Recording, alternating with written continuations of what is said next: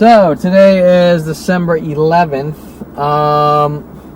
and I'm leaving Thousand Oaks on an appointment I had out here. And today I'm going to talk about the psychology community, my family, because they all have psychology degrees, and them using their leverage to control and dictate my life, using their packaged he could be a danger to himself or others. And on a non-serious note, you guys like my coffee cup? It is a old Canon lens. What is this one? It is a 24 to 105 millimeter Canon lens coffee cup. And I just thought that this was hysterical years ago when I bought it. Anyways, okay. So that is the 10 seconds of personal expression or humor of things I'm not allowed to do in life, which is very strange, or I'm somehow committing crimes and making people kill me by having fun, joking coffee cups, or sense of humor, or expression, or being happy, sad, in love and lust or whatever are all crimes according to my family, police, government. Anyways, okay, so with their you better be a perfect person or you're a dead man.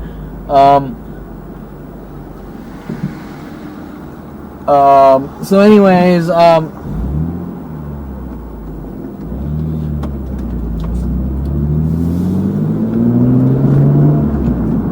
going to talk about, well, I don't know where this conversation's going. I have some notes written down about the psychology community and their abuse and how they're using psychology to hunt down, torture, kill, control, cover up, you name it, with the judicial system and psychology community and my family. And I don't really have a documented outline here, so I'm going to start and I'm going to wing it.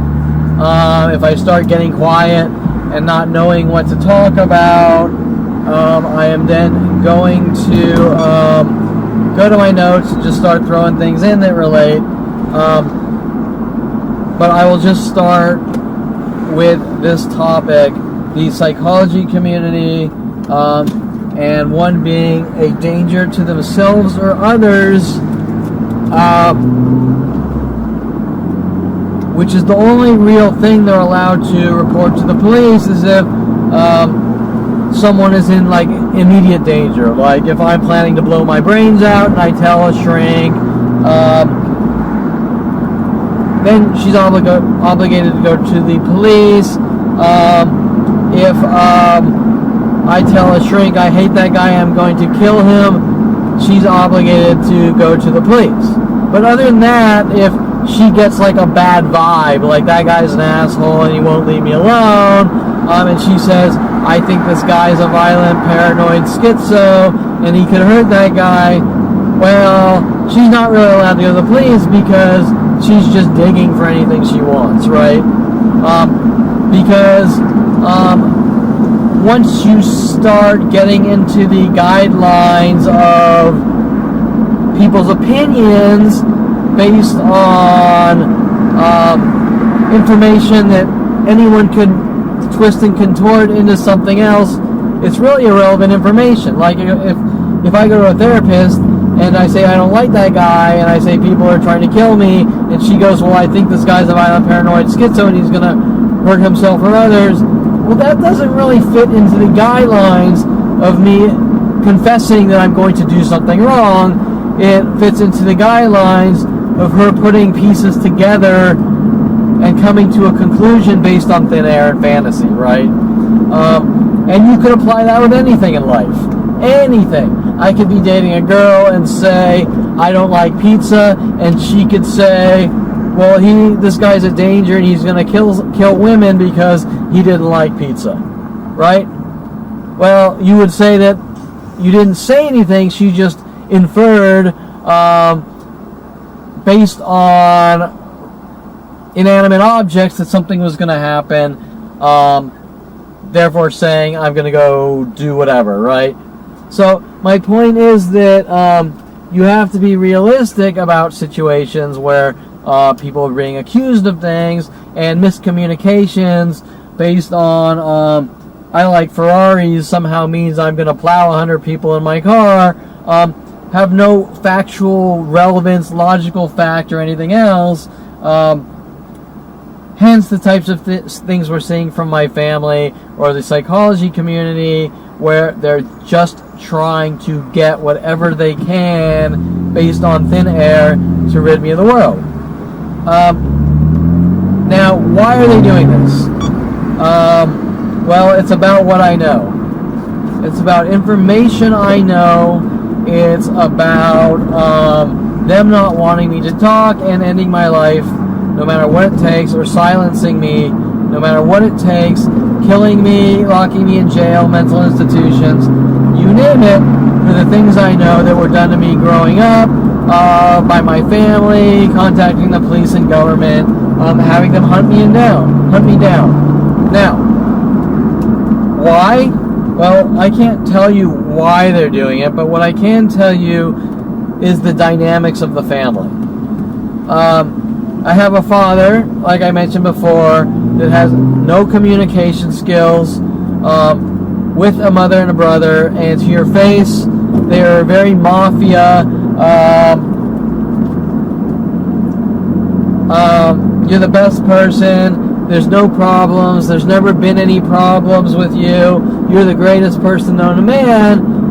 But behind your back, it's he's a horrible monster that breathes fire, and he's like the Incredible Hulk. And when he gets angry, there's no telling what he'll do, and just making up whatever fantasy they want. But not to me. Nothing's ever said to me, right? To me, it's you're the best person known to man. Okay, well, there's a problem with that. There's a big problem with that. Because when you turn 29 and you find out there's a worldwide campaign to kill you or rid you of the world for reasons I can't comprehend, it's coming from nowhere, right? And behind my back, they're running around saying I'm the Antichrist, and to my face, they're saying I'm the best person known to man. Right? And so there's a serious communication issue with that family and what they're capable of doing. Now, let's look at their background. I got a brother who's a urologist who likes to try to pop bladders, and he also has a secondary psychology degree, which fits the family template, using psychology as a weapon to hurt, harm, maim, torture, kill, exterminate, rid of the world, you name it, if he doesn't like you, right? I got a father. He is an orthopedic surgeon, and while supposedly wanting to help people, he also has a secondary psychology degree to identically do the same thing: hurt, harm, maim, torture, kill, rid people of the world he does not like, or are different, or whatever. Then I have a mother who is an art therapist, which hasn't really done much in life with that. But, you know, while trying to look important, using it to unethically analyze her child, and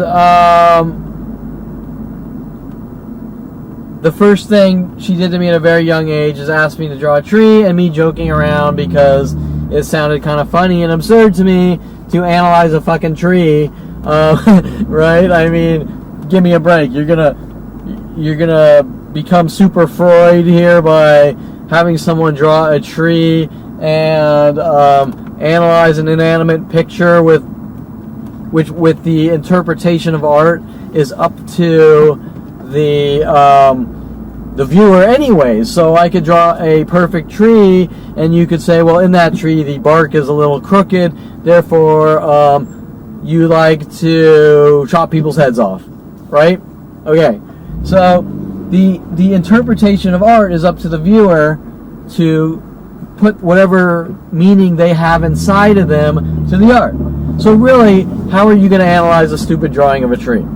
Okay, so that's kind of why it seemed absurd to me. And I joked around with her and did like a dead leaf tree with a witch or skull in the hole or something. Something harmless, right? I mean, there's no like decapitated, dead, bloody bodies with bullets and blood flowing or anything. Just a harmless tree that nobody would care less about, especially if they're sane and rational. Now, once again, my mother, using her psychology degree, like the rest of them, to hurt, harm, maim, control, torture, kill, dictate my life. Okay, so now remember that I am 46 years old. Everywhere I go worldwide, people want me dead and are trying to kill me with psychological warfare and mental illness operations. Based no reason at all, nothing. You farted wrong, you blinked wrong, you didn't hug a girl perfectly on a date. I don't know, right? Things you can't even imagine would be going on, and it all comes back to things like trust, right? I have a son, and he's out of control, at least in their minds, because they're control freaks. So when you're talking to a micromanaging control freak, everything's out of control to them. Does that make sense? If I tell you that you have to wake up at 6 a.m., at 6:10 you have to eat breakfast for 2 minutes, at 6:30 you have to comb your hair for 1 minute,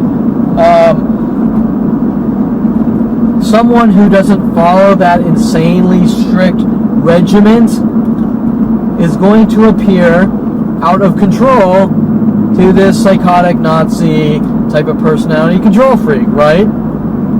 So, what is my point? My point is you can't be in control with someone like that because their perception of control is unrealistic.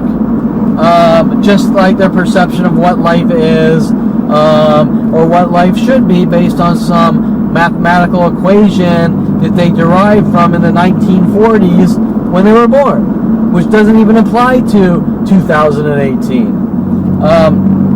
For example, you shouldn't talk to people on the internet, and the internet isn't safe, is something that would have been said in 1994 when the internet first came around, not now in 2018, and you still wouldn't be hunted for talking to people on the internet. Or, more importantly, you wouldn't be hunted for the crime of being social on the internet in 1994 because your family didn't approve of it. Really is the point.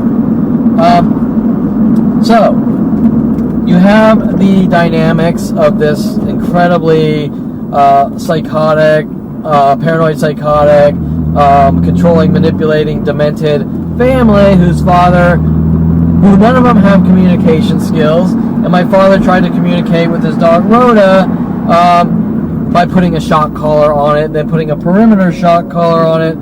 But what about love and training? You know, example, I have a cat. My cat runs up to me and wants me to walk her around my little complex area outside, right? My cat understands the term no. For example, if she keeps running up to me and waking me up or clawing me to wake me up or something like that because she wants love and attention, and I say no, my cat, and remember, cats are a lot harder to train than dogs. My cat understands the word no. She understands affection. She understands things like that I'll take her for walks if she runs up to me, and little behaviorally hints to, example, she'll run up and she'll meow at me, and then I'll stand up and she'll walk to the door, letting me know that she wants me to take her out for a walk.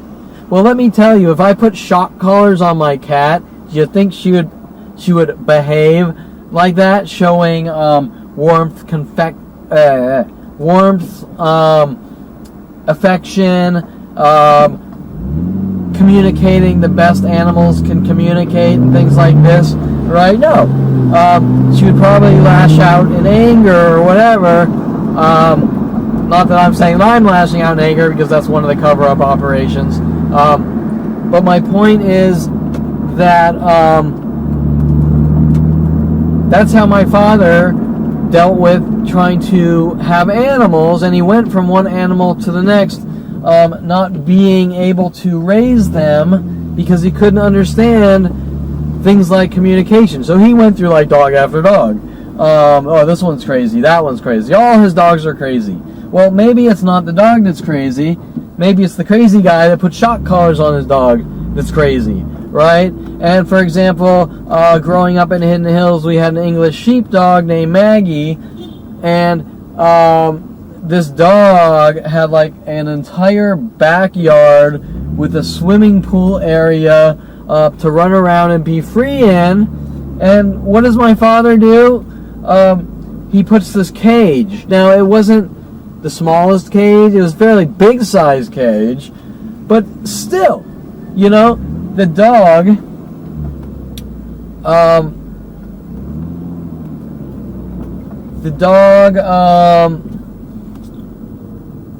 so I'm looking at this parking lot, which is always 40% backwards, and right now it looks like almost all of it is parked normally and forwards.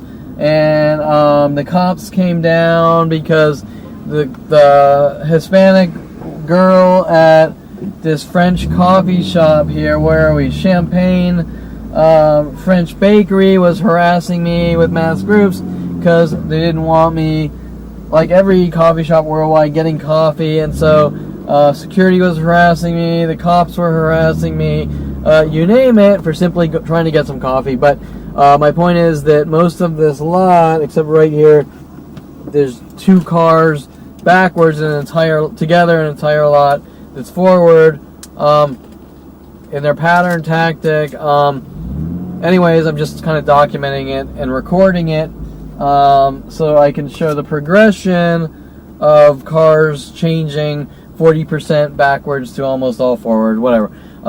So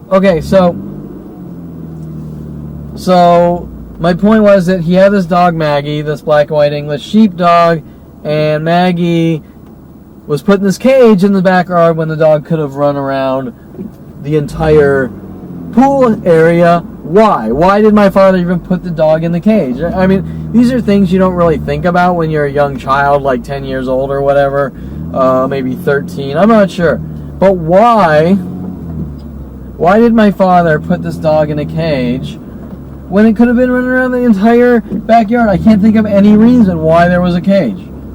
It's not like we were in the backyard all day and night, 24/7. As a matter of fact, we were never in the backyard, right? Once in a while, maybe to go out swimming or something. So why wasn't this dog allowed? Why wasn't the dog allowed to roam around the backyard, right? I mean, this is a good question now that I'm older and looking back. Why couldn't this dog have that entire backyard to run around in? What's the reason? I mean, he's not doing anything, or maybe, who knows, maybe he dug up a plant or something, but so what, right? I mean, right? Okay, so why wouldn't that dog be allowed to run around the backyard? Doesn't make any sense other than he's just an animal abuser, right? Okay, or a hostile control freak. So this is important because you need to understand the type of person that does what they're doing to my life, right? Now how is he getting worldwide support to help him? That's the question. Okay, so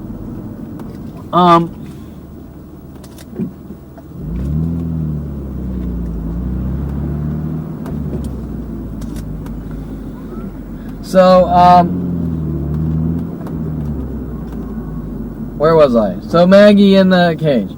Okay, so now Maggie, once in a while, would get out of her cage, and she'd start running around, and she'd get in the house maybe sometimes, and just run like crazy. Just like, I'm happy to be free, I'm running, right? You know, kind of like Forrest Gump, right? Like this dog gets out of this cage, and he's running around. He's running around the backyard, he's running in the house, and the only thing my father could say is the dog's crazy. Look at this dog, it's running around, it's happy and it's running around, right? Now, imagine you're in a cage for your whole life, and you get out. Wouldn't you be like, I gotta fucking run around and get some exercise and be free and do all these things, right? Isn't that normal behavior? People and animals generally aren't meant to be locked in cages, right? And so, what was my father's response? Oh, well, this dog's crazy. That was his response. The dog's crazy. Okay. Not the father who puts a dog in a cage for no reason, right? Not that there really is a good reason. He didn't do anything wrong. He's not crazy. The dog's crazy. The dog's crazy because it's happy to be out of the cage, right? And that is a perfect analogy to my life. We have a family, and they've spent my entire life trying to lock me in a cage, lock me in houses, lock me away from the world. They're beyond any level of angry and enraged at me for reasons like, you're not a doctor with a secondary psychology degree to hurt, harm, maim, torture, and kill people. You're the black sheep of the family. You're totally opposite. You're a good, loving, caring, accepting, open-minded person who dabbles in things that they can't deal with, whether it be porn stars, strippers. And here's a guy who sees me, and he's parking backwards and has no plates.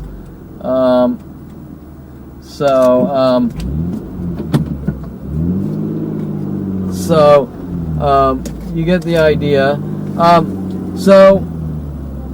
Right? So now you have this father and this family and father, and he doesn't see anything wrong with his behavior, right? Of locking dogs in cages and thinking they're crazy for being happy, of getting out of the cage, right? I mean, to me, that's pretty insane. That's absurd. Now, he's running around telling the world that I'm crazy, but yet,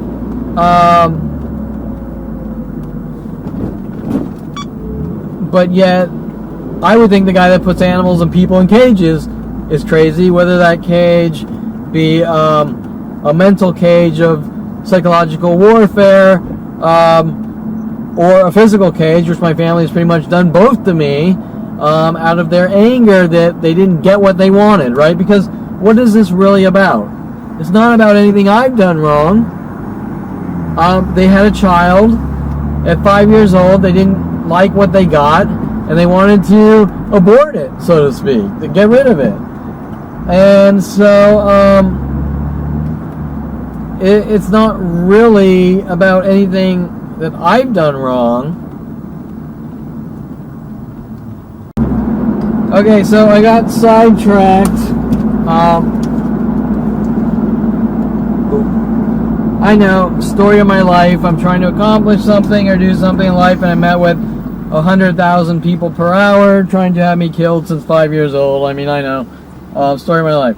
Okay, so I wanted to video the parking lot I was in and the progression of changes from 40% of this huge, like 10,000 parking space lot backwards to almost maybe 5 to 10% now backwards, with tons of no plates and a guy showing up waiting for me in a car backwards, a red Jeep Cherokee.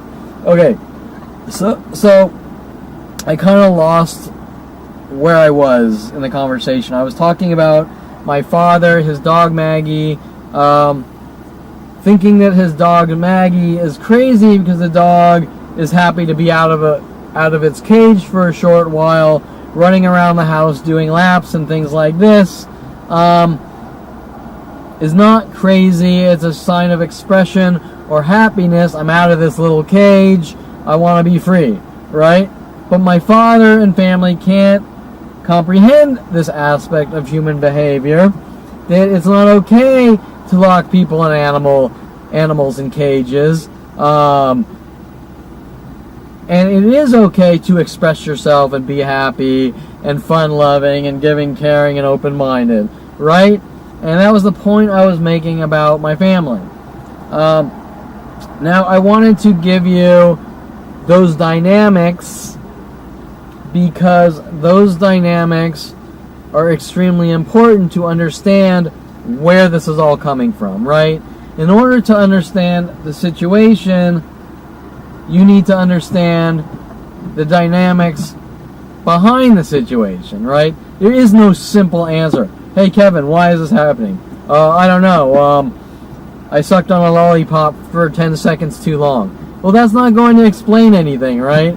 The only thing that is going to explain the situation is the dynamics behind the personalities of those launching these campaigns against me, being my family, working with the police, government, NSA, FBI, psychology community, but it has to start somewhere.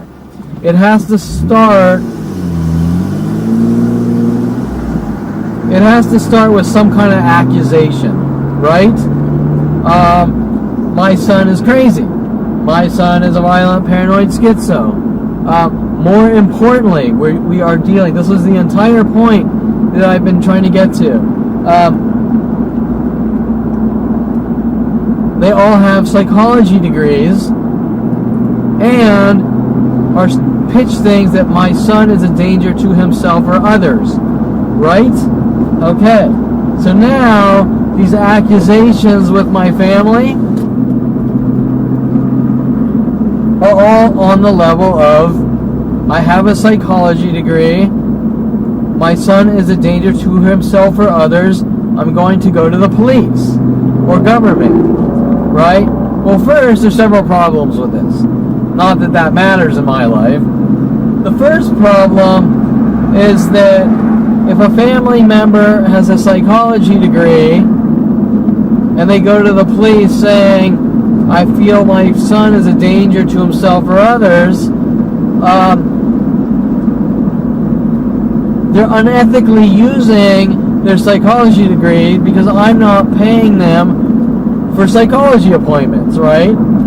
So I'm totally out of control in the scope of whether I'm being analyzed or not with some psychotic with a psychology degree saying, I think you're a danger to yourself or others. Now, if you're asking me if I ran up to my family and said I'm going to kill my brother or I'm going to kill myself, well, none of that ever happened. Hence, what is their information coming from? Well, their information is coming from their cry wolf tactics, right? My brother told to make up lies that I tried to kill him with a steak knife while constantly provoking me endlessly to set me up. Or then they switch to manic depression or whatever, that I'm going to kill myself. Okay, but wait, is it depression that I'm going to kill myself? Or is it I'm a danger to other people? Well, in my family, the story changes on a daily basis. It goes from psychological label to criminal acts that don't exist to everything else, right? And just keeps changing from one thing to the next. Okay, so, more importantly, normally, people's accusations don't keep changing, right?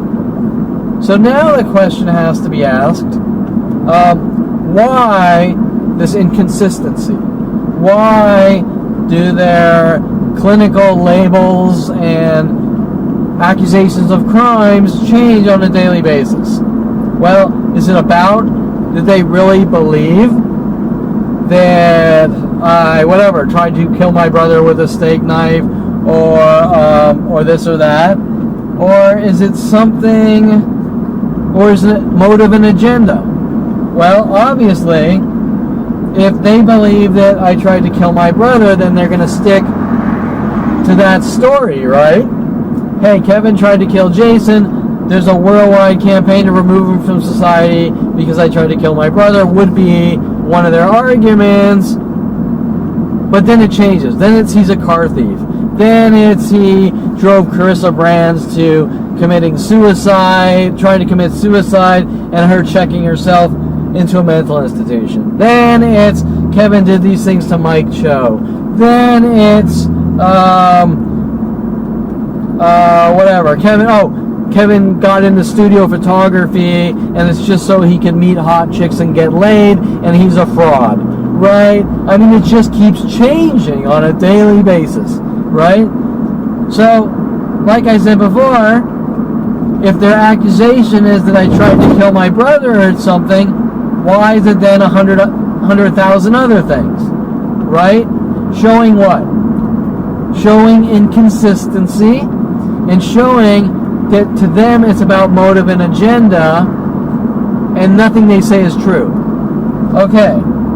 Because they would stick to the accusation. And then once they stick to the accusation, you would have logical and factual evidence counter-arguing their logical and factual evidence to the situation, right? If you really believe that what's the word I'm looking for? If my family really believes that I'm such a bad person, and let's just use this one out of many accusations, I tried to kill my brother, which is a pathological liar, and has made claims that I tried to kill him by driving too fast with him in the car, okay, yeah, whatever, then if they really do believe that I did this, and this is such a horrific thing, then they're going to discuss it, and they're going to have facts to prove it or disprove it, right? They're not just going to pull something out of their ass and launch a worldwide campaign to kill me. Okay, so my point is that we're coming back to their behaviors and the why are they acting that way, right? Well, the why is to get what they want. And what is it they want? Kevin in a cage? A jail cell or mental institution? Or Kevin to blow his brains out? Or something on that level to remove me from the world. Now, back to the original why.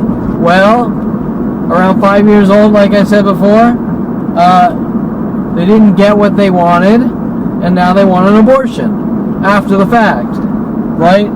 Okay, so I know that why isn't as simple and clean as most people would like it to be, but this is the way life works sometimes. There isn't always some simple black and white closure answer.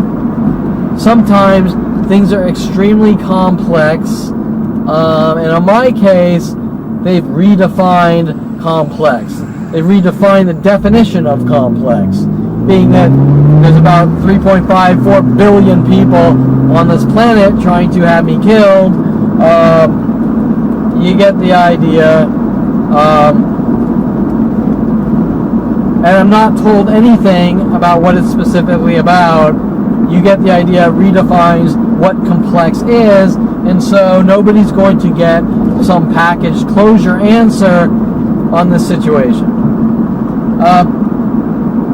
Okay, so I started off on the topic of the psychology using he's a danger to himself or others as a leverage tactic for my family and the police and government, which starts from my family and trickles to the psychology community, which trickles to the police, which then trickles to the FBI, then trickles to the NSA, constantly digging through my life, trying to get information, confessions, control, dictate who I like, what I do, what foods I eat, whether I can put salt on my food, what type of girl I can date, what type of hobbies I can have, you name it, everything that goes against the Constitution of the United States of America. and things like socialistic and capitalistic thought processes. Communistic, not capitalist. Communistic and socialistic thought processes that end up in murder when you don't do what they say. All for, I guess, control or whatever.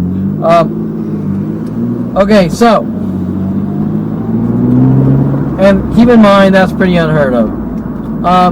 So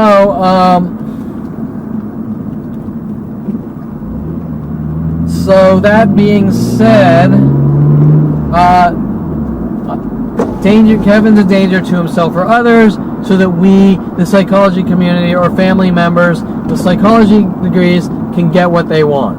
Right? Kevin's a danger to himself or others. Okay. So now let's talk about my family dynamics growing up. And keep that hanging over your head. He's a danger to himself or others, and we're going to go to the police. Remember that. Kevin Perlman is a danger to himself or others, and we're going to the police. Okay, now we have a brother, a thugging, bullying brother. My entire childhood, he was a complete bully, right? Now, like everything else the world's been told, they've been told that I, the 2-year younger brother, Kevin Perlman was bullying Jason Perlman, and I made Jason Perlman act out in anger towards me to defend himself, is their argument. And when you watch movies like Jurassic World, or the remake of Vacation or whatever, their most recent Vacation, with Chevy Chase. Actually, he's kind of like, he was the main character in the original, but they brought him back in as the father, whatever.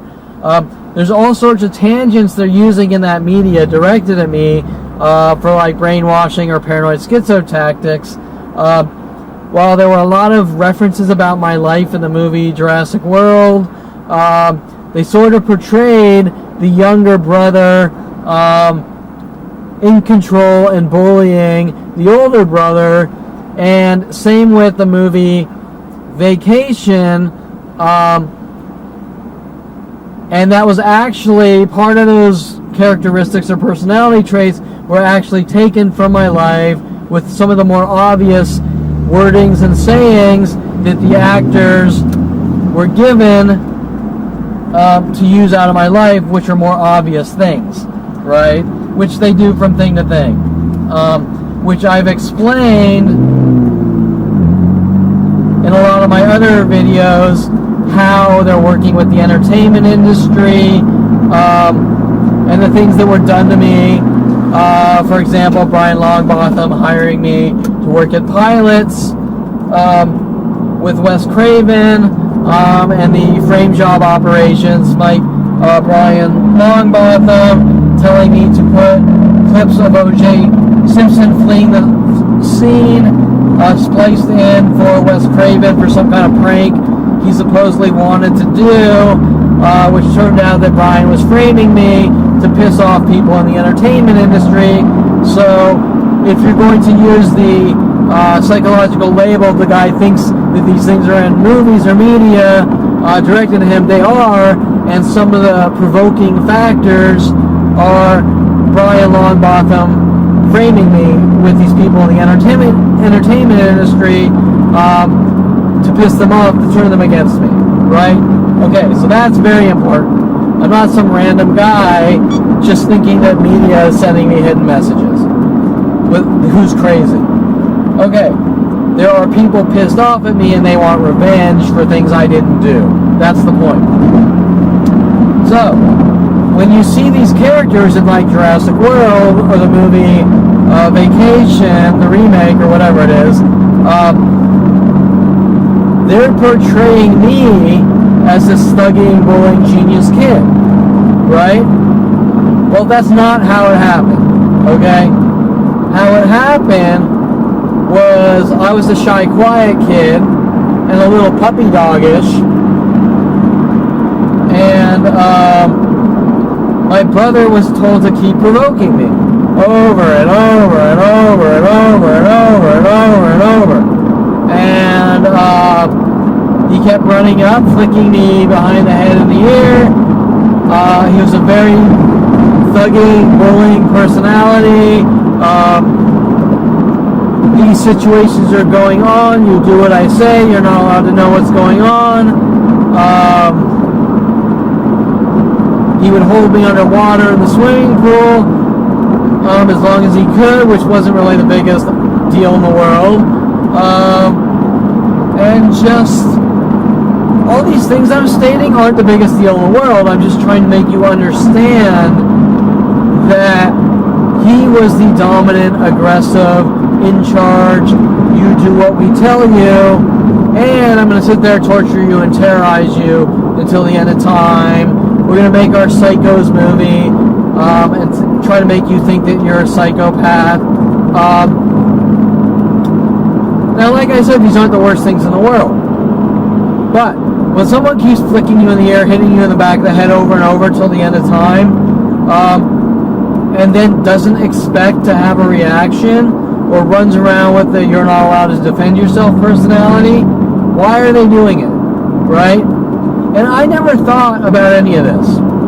I never thought that my brother was a bad person. I never held grudges that my brother was some big bully growing up. Never even thought about it. I turned 29 and found out that he and his friends actually were hunting me down to put me in a mental institution, jail cell, or kill me, right? And so, now you have to question the reasoning. Kevin is a danger to himself or others, put on me at 5 years old. And remember some of my other segments, I talk about them using movies starting at 5 years old, like Wizards, to try to figure out how to create street theater and make it look like I conform to movies. Okay? So,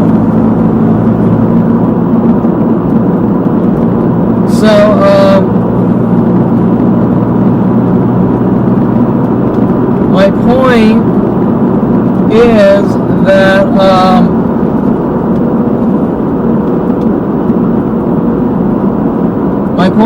that, they're doing these things to get reactions. That's my point. They're sending me cryptic schizo reference messages to try to make it look like I'm a violent paranoid schizo. My brother keeps flicking me in the back of the ear over and over and over and over and over and over and over and over and over and over and over and over and over and over and over and over and over and over.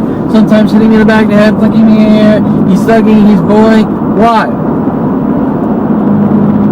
Because they want a reaction, the most subtle, insignificant reaction. Well, eventually, he got that one reaction of me doing the fake throw with the steak knife and it dropping to the ground to sort of defend myself and scare him off me. And my family was running around saying I'm not allowed to ever defend myself in any way, shape, or form, even verbally. Why? Why would you keep torturing someone, tell them to ignore it, and try to get those reactions and tell them that they're not allowed to react? Why? Well, we have a family running around using the leverage play of he's a danger to himself or others. Then you have a brother told to do these things. Then on top of that, you have the cryptic media messages they're trying to send me to flip me out, right? Why? Because they want a reaction to make it look like I'm a danger to myself or others. Okay, that's starting at 5 years old and going to about 10 or up to 16. Now at 16, my brother and his friends flat out threatened my life after stopping my brother from bashing Greg Waugh's head in with a crowbar. Me and my friends are going to put you in a mental institution, so to speak, for saving my friend's life. Okay. All these things are on are a pattern of my family's behavior working with the police, right? My father with my brother taking me to the Bahamas cruise, with the Pearl Harbor schizo messages, while my brother goes out and buys me a Kershaw pocket knife so that he can get a knife on me. Why? Because he wants a reaction. So that he can say what? Kevin is a danger to himself or others, right? Now this one behavior has been escalating since 5 years old, now on a global planet level, right? As you can see, I go to appointments, I go into parking lots. Parking lots now worldwide, or at least in the U.S., are 40% of the cars parked backwards. A good 40% people have no license plates. Cars backwards in pairs of twos. Identical cars in twos.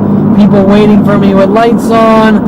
People who talk to me, almost every single one mimics things I say to other people off social networks. Every restaurant I go to or coffee shop, employees told to whistle at me, hinting I'm a whistleblower.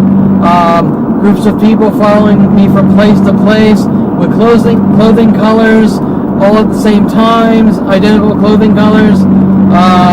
People doing things to me in patterns of twos all day and night.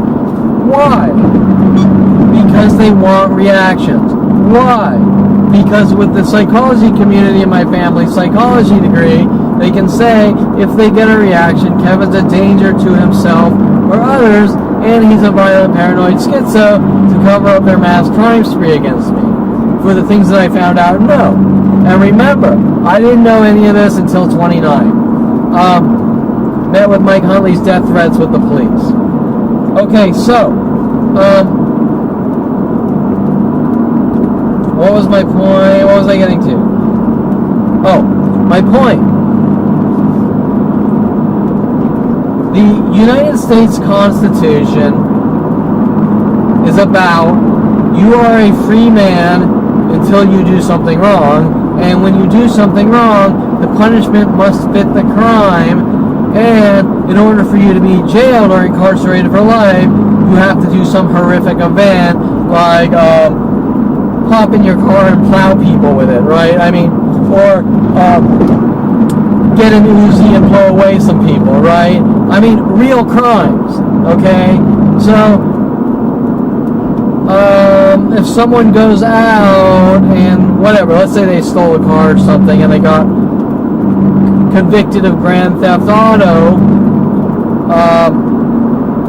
the punishment would not be life in prison, or the gas chamber. The punishment would be something a lot smaller because the punishment must fit the crime. Okay, so what's Kevin Perlman's crime? Up until 4 months ago, I had a spotless record on every level, but yet there's a worldwide campaign to kill me. Well, you can't say, I think Kevin committed a horrific crime, so we have a worldwide murder operation for justice. That doesn't make sense. That's what you call pre-crime. That's like, I think you did this, so I'm sentencing you. I think you're a bad person, so I'm sentencing you. Well, when does this sentencing start for me? 5 years old. So, what is this really about? It's not about anything I've ever done wrong. I've proven above and beyond 1,000,000 times over that I'm a great person. I have been the nicest person to everyone in my life, known to man. And so, what is it about? You can't say someone's a bad person who hasn't done anything. Just like I've had black people come up to me hinting that I might have some negative thoughts about the black community, therefore they're hunting me down to kill me. And this starts at 5 years old or 8 years old, after around 8 years old at Sunny Skies Day Camp, after kissing a black girl. And so it's, you kissed a black girl, we don't trust you, so you're a white supremacist and need to die. Doesn't make any sense, right? Same with the argument, even though you're the nicest person to everyone, including black people, I think that you might not like black people, therefore we're going to hunt you and kill you. Well, you know what? I have the God-given legal right to not like black people or any race or culture or person if I feel that that's how I want my personal judgments to be, right? So if I didn't like black people, or that was something I just didn't like, and I was the nicest person known to man to black people and every other culture, I have that God-given right to not like whoever the fuck I like, whether it's a person, a group, or whatever. And if I don't like stink bugs, I have that right to not like stink bugs. Whatever. The point I'm making is, if I haven't done anything wrong, then there should be no reason why I'm being hunted. And with sentenced to worldwide murder operations. Right? That's my point. So, why are black communities following me saying, I think you might not like black people, so we're going to hunt you down? Well, they're doing it because they damn well know I have nothing against black people. They're just doing it to create justifications to get what they want. Right? That's the point. Okay.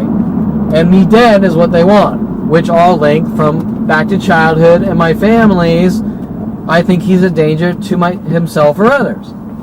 Okay, so now let's take the psychological thugging and them using the psychology community and those statements as weapons, right? Packaged weapons.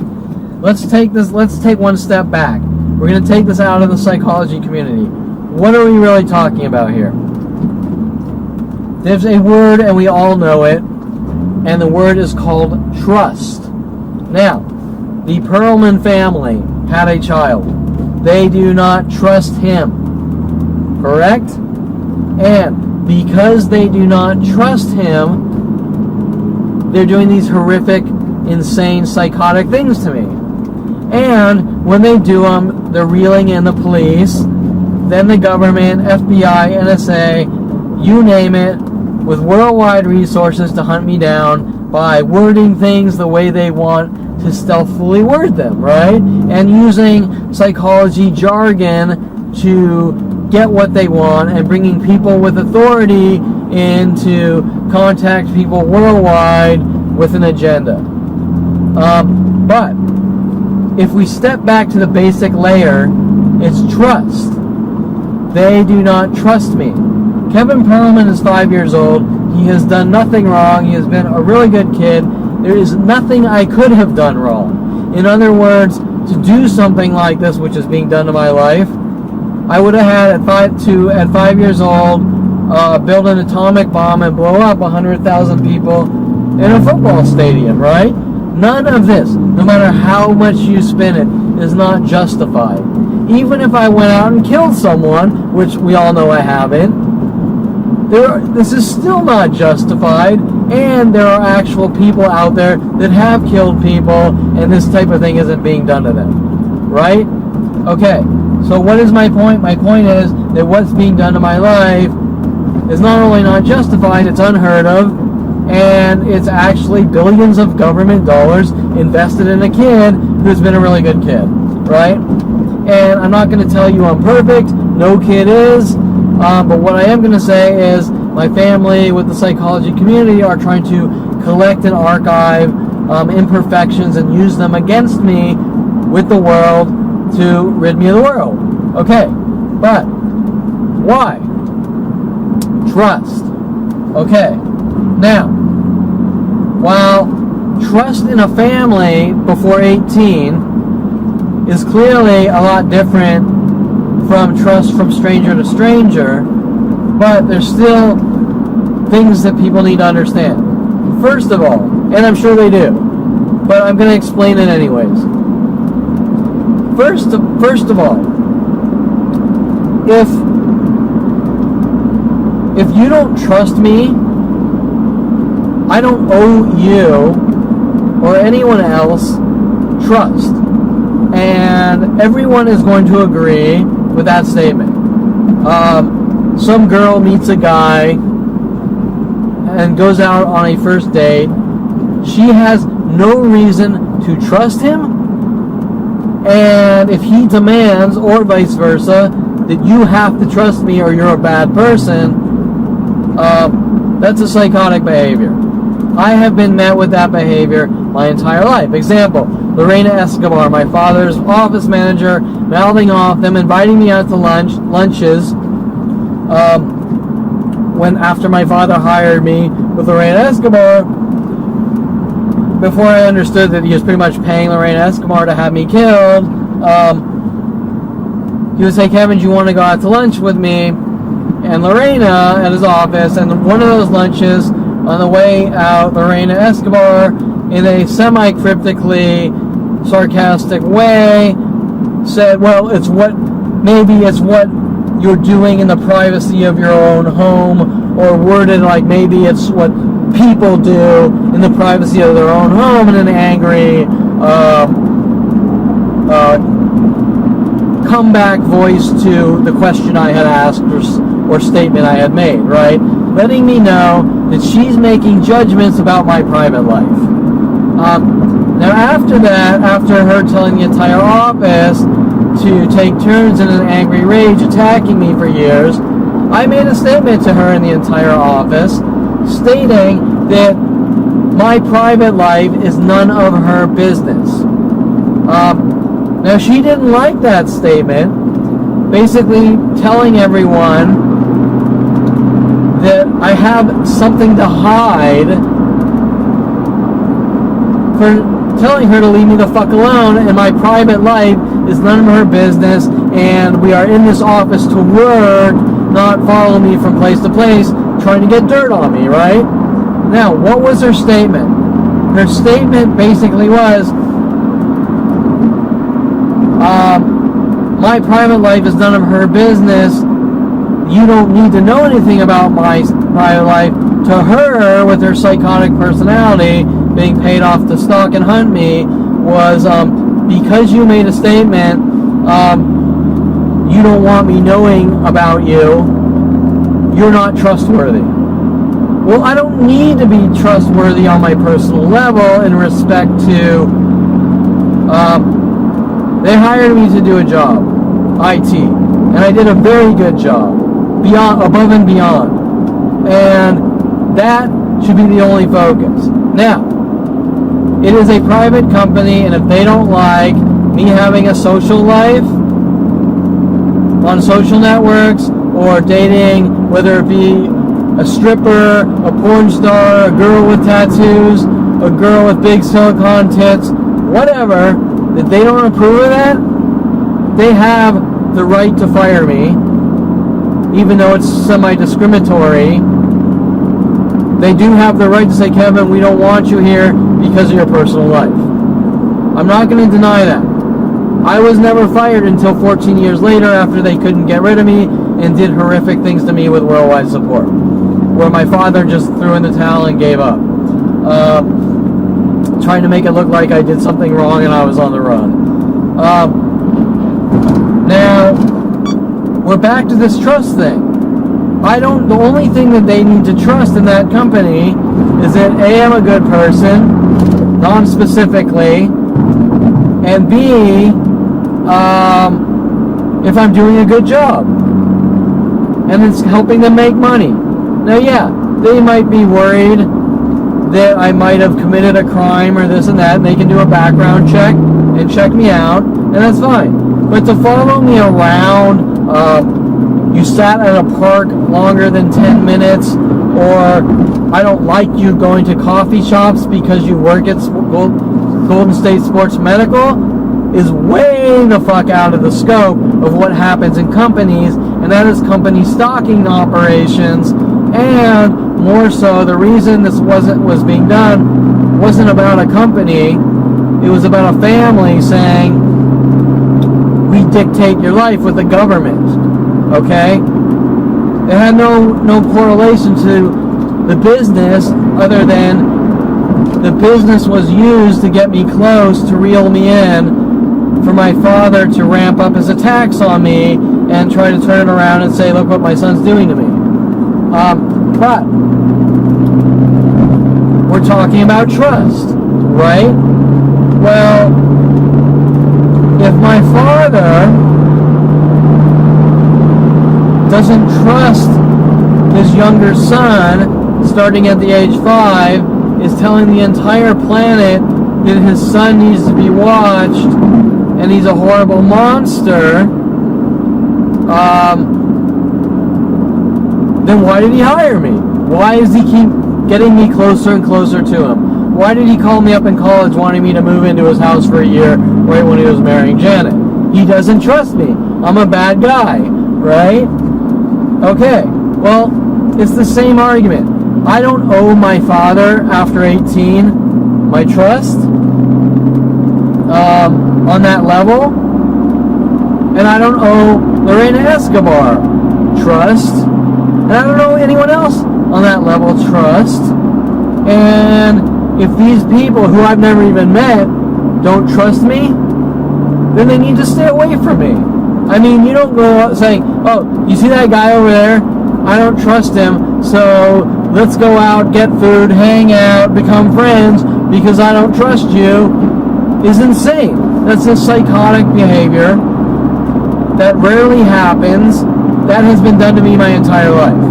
Okay, so my point is, if you don't trust me, stay away from me, and that's fine. But if you don't trust me and you're going to hunt me down and kill me and say that I have to be a good person so that you can trust me, and if I don't, you're going to kill me, well, that's insane, right? Because usually someone that doesn't trust you, it's not going to get better, it's going to get worse the more you're around them, right? If you're a good person and that person doesn't trust you, the more you're around them, the less they're going to trust you, because they already don't trust you, and they're going to prove to themselves that you're a horrible person, no matter how good you are, right? Now, being that I go from one person sequentially after the next, told to exert the same packaged behavior, that's where things really get strange, okay? But it's always the same thing. I have to show the world, I have to show my family that I'm a good, decent, wholesome, religious, praying man, and marry a good Jewish girl who fits the guidelines of what my family wants to dictate for me, except where we have the police, NSA, FBI, and worldwide support to kill me over this. Doesn't really make much sense. Why does Joe Blow in Wisconsin, who I've never met or spoke to, care if I date a stripper, if I become a studio photographer taking pictures of good-looking women, if I join a monastery, if I become a lawyer or an accountant or a mechanic? Why the fuck would that person care? How would they know me? And then say that I have to do what he and everyone else on the planet wants, or they're going to kill me to prove to them or to make them happy, is unheard of. That's not how life or human behavior works.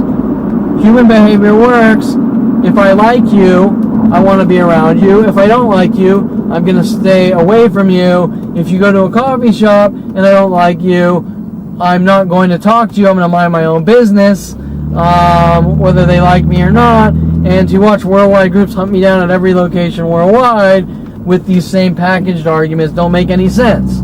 Showing what? Showing a mass conspiracy with packaged behaviors to try to drive someone insane, to get what someone wants. Now, back to what is it they want? They want to create so much friction in my life to snap me and get these reactions. And what do they want? They want violent reactions. And why do they want violent reactions? Because they've thrown that label on me that I'm a danger to myself or others. But, once again, if you're a danger to yourself or others, you don't have to provoke someone. Because if you're a danger to yourself or others, you're just going to go off on people randomly, right? That's the entire point.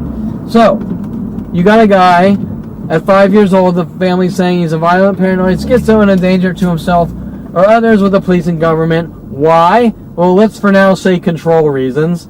And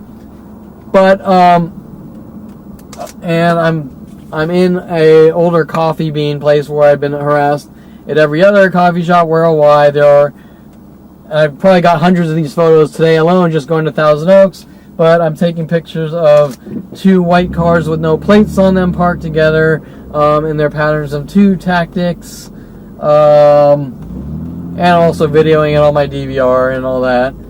Here are 2 more cars together, in 2s, no plates. Here's another car with no plates. Okay, I got sidetracked doing some videos of these pattern stalking tactics, and so I lost my place. And I was talking about, hopefully I can get back onto what I was talking about, because it's been like over 40 minutes. And the discussion I was having was pretty much trust, and how their entire argument is that if someone doesn't trust me, then it's my fault and I'm the bad guy, right? And the entire point was, people don't act that way. Hey, you need to be a good person, and if you're not trustable, we're going to follow you around, stalk you, we're watching you, blah, blah, blah, blah, blah. And that's not how it normally works. Even with the police. How it normally works is, if you don't like me or you don't trust me, or this applies to everyone, then you don't owe anyone anything. If you don't trust someone, you stay away from them. That's the point. And for the cops to run around my entire life with my family, going, well, Kevin's not a trustable guy, so we're watching everything he's doing with NSA, FBI, billions of government dollars, and a whole nother layer in between that of continual provoking, set up frame job operations to rid me of the world, right? Then not only does that not have anything to do with trust, it has to do with the opposite. Well, you're trustable and we're going to ruin that for you, right?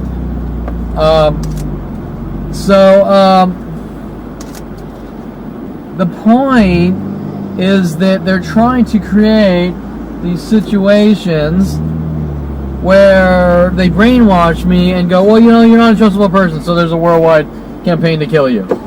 Okay, well, that doesn't make any sense, right? If I'm not trustable, then the world wouldn't care about me, right? They go, oh, Kevin Perlman, I don't trust him, so who cares? I don't trust him, I don't know who he is, he means nothing to me. But if I'm running around, or if people are running around following me from place to place, we're watching you and you don't talk, then what is the reasoning? Well, it comes back to that leverage. The psychology community, you're a danger to yourself or others, so we're watching you. And at the same time, we're going to try to torture you into reactions and use against you to lock you away. Okay, well, the problem with that is that now we've gone from I don't trust you to I'm going to rid you of the world, right? So now, what is their reasoning? Well, maybe their reasoning is because I don't trust you and I think you're a bad person, we're going to rid you of the world. Okay, well, but that's a vigilante. I don't like you, I'm going to kill you. Or a psychotic murderer for that much, right? I don't like you, you're not trustable, you're a bad person, we're going to get together and kill you. Okay, but none of what I'm talking about has to do with the judicial system, right? And more importantly,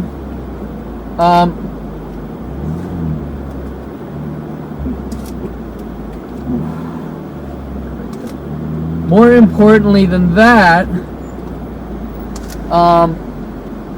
it's stalking and murder operations. But this is coming from a family that pitches weird shit like, I just want you to have a normal life, or not normal, that's not the word. I want you to have a good life, or when my family speak, they speak cryptically, so it doesn't make sense.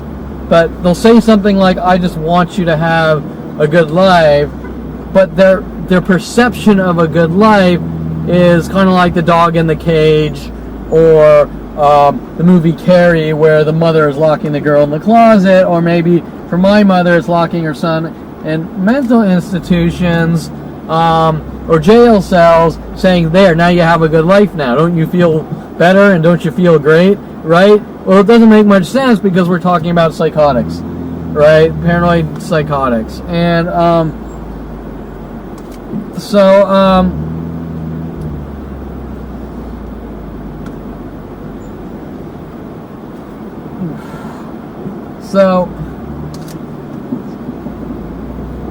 So it all comes back to that trust and you do what we say, right? And if you don't do what we say, we're going to try to make you look like you're a danger to yourself or others. So that's the problem. Is that for some reason everyone's getting together helping them. So now I've totally lost topic because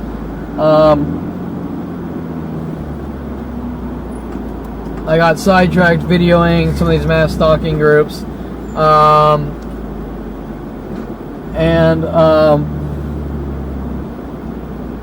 Let me look at my notes because I can't think of what I should be talking about here on the psychological warfare and using he's a danger to himself or others, but obviously the reason it's being said is to set me up to try to make me look like I'm a danger to myself or others, because that is the only way you can really remove someone from society, is trying to make them look like they have a violent pattern of behavior to rid them of the world. Hence what my brother was told to do to me as a young child, and what we're now witnessing worldwide is these operations to remove me from society with all day and night, 24/7 worldwide psychological warfare and schizophrenia attacks to try to make it look like I'm a violent paranoid schizo to rid me of the world.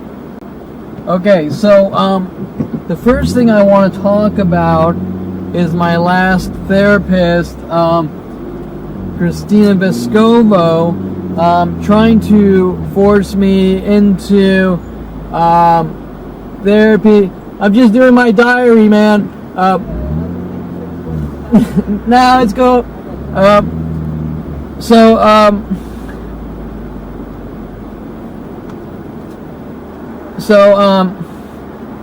Christina Vescovo was my last therapist, and extremely abusive and playing these stupid games like the rest of them. I don't know you crap, right? And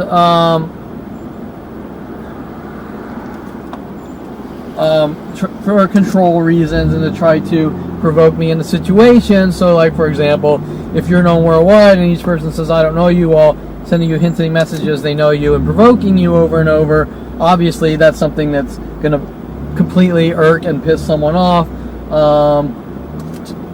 while they try to find the most passive-aggressive terror tactics to remove me from society, right? Working every psychological angle, torture angle known to man. Okay, now,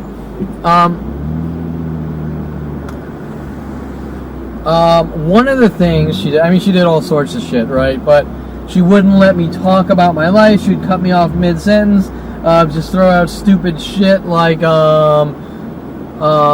people taking responsibility for their life. Like, okay, wait a minute, you're a psychologist, right? In the psychology community, and you're telling someone that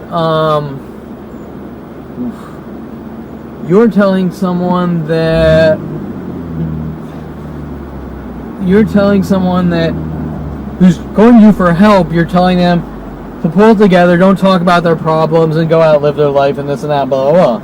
Well, isn't the job of a psychologist to tell you that they're there for you and they want to let you talk about your problems and deal with your problems and this and that, blah, blah, blah, right? Not to tell you that you're not allowed to talk to you about your problems, or psychologists wouldn't exist.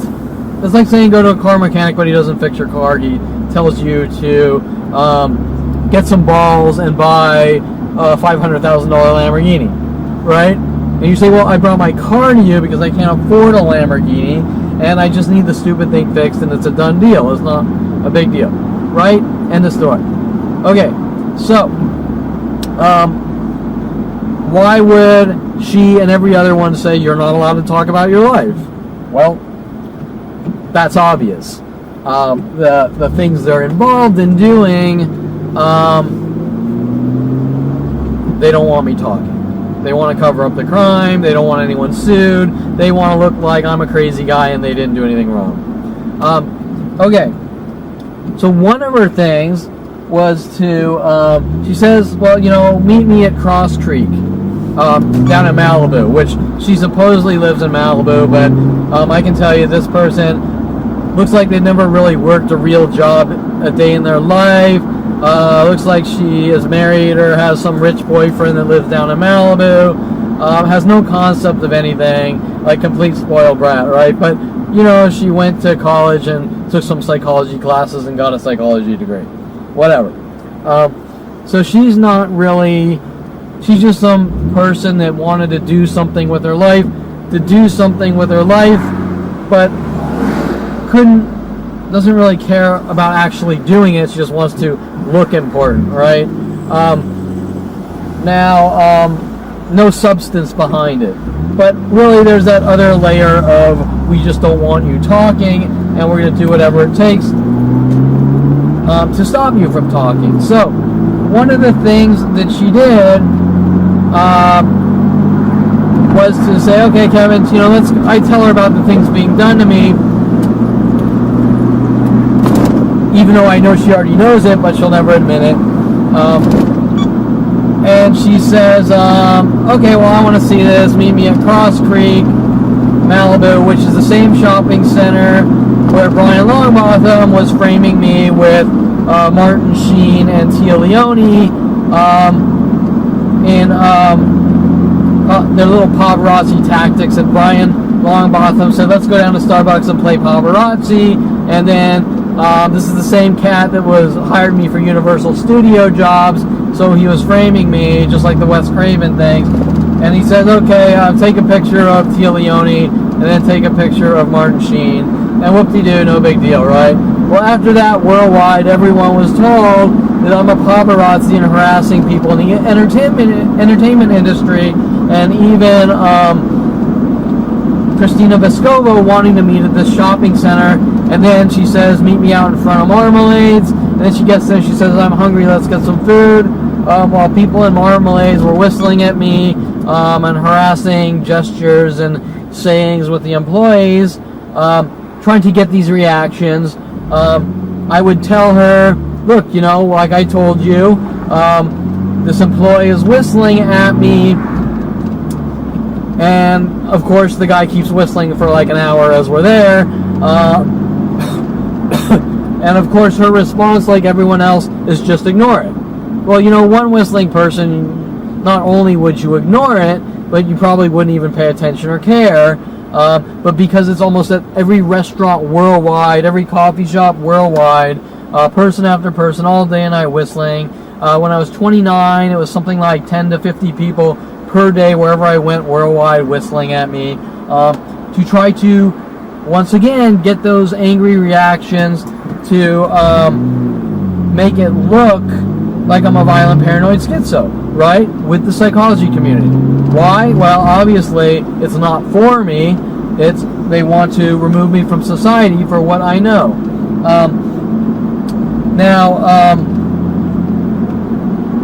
At the same time, in the restaurant, there's several things with the restaurant. One is my father taking me to restaurants with Lorena Escobar, having them attack me at every restaurant worldwide. And I had a segment on the steak knife tactic where my father kept taking me to steak restaurants and having him provoke me in hopes that he could get me to go after someone with a steak knife to try to cover up what Jason was doing when I was a young kid, right?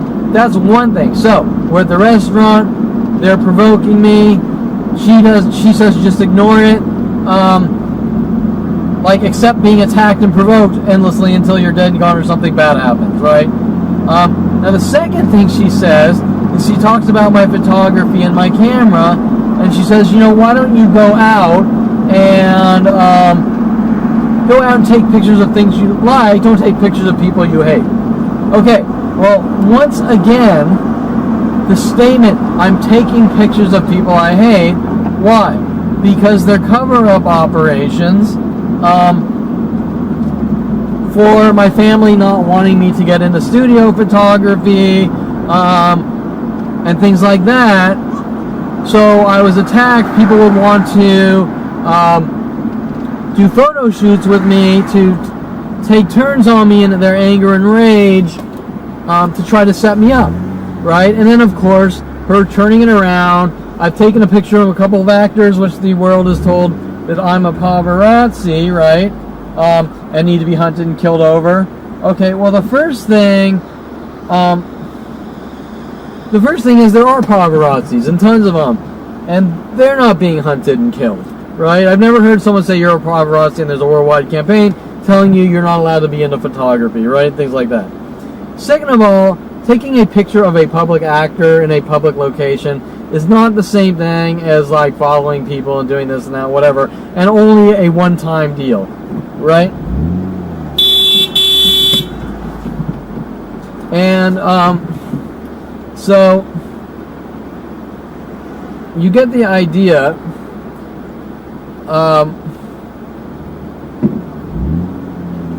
Sorry, there's a car here, and he just keeps backing up into me, and then there's a car behind me, right? And he's hard to see, and you're trying to let this guy get this guy out of your way, and that guy's pissed.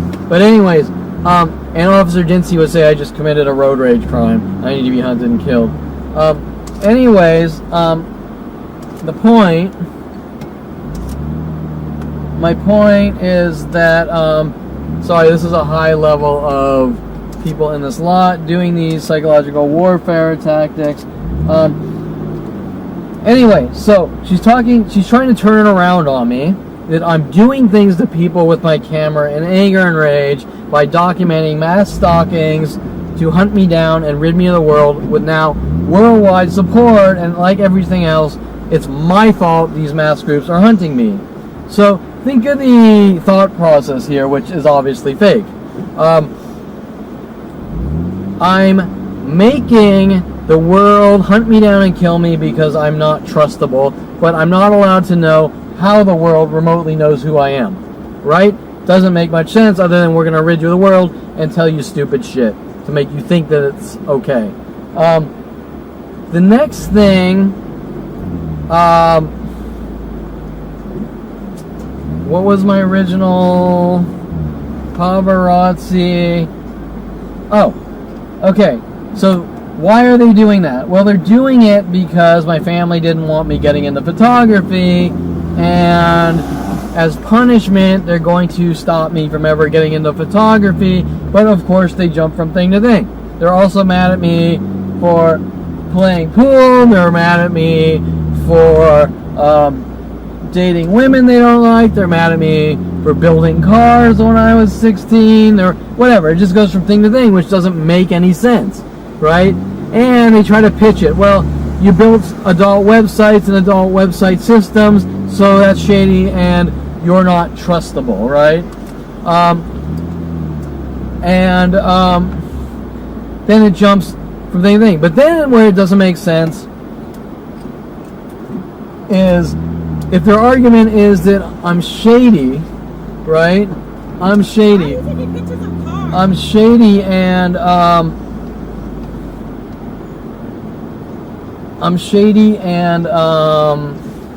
like right there was a girl, why are you taking pictures of cars? And it was a girl that parked her car backwards wearing a pink shirt, like the shirt says pink on it, and that's one of the tactics. So the girl that's stalking me and knows what I'm doing is asking me why I'm taking pictures of cars. Now, what do you think her response is going to be when I tell her I'm documenting these mass stalking groups, right? She's going to say, who knows, whatever, you're a pervert and you do what I say, or this or that, right? Because, why? Because she doesn't want me documenting the crimes against me. And this happens over and over, right? Why would some girl care that I'm taking pictures of cars? Well, some of them might be intrigued, but every single time, there's always some kind of response about how I've done something wrong.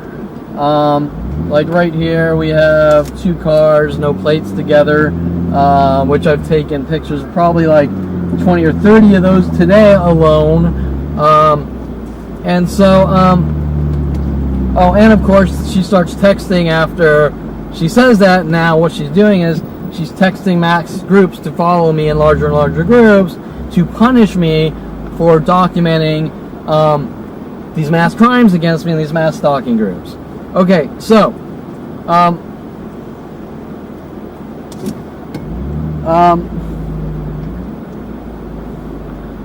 the next thing I was going to get to is the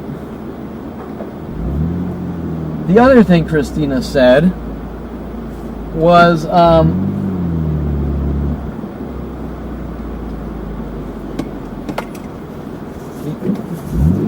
the other thing Christina said, which I mentioned, is to ignore it.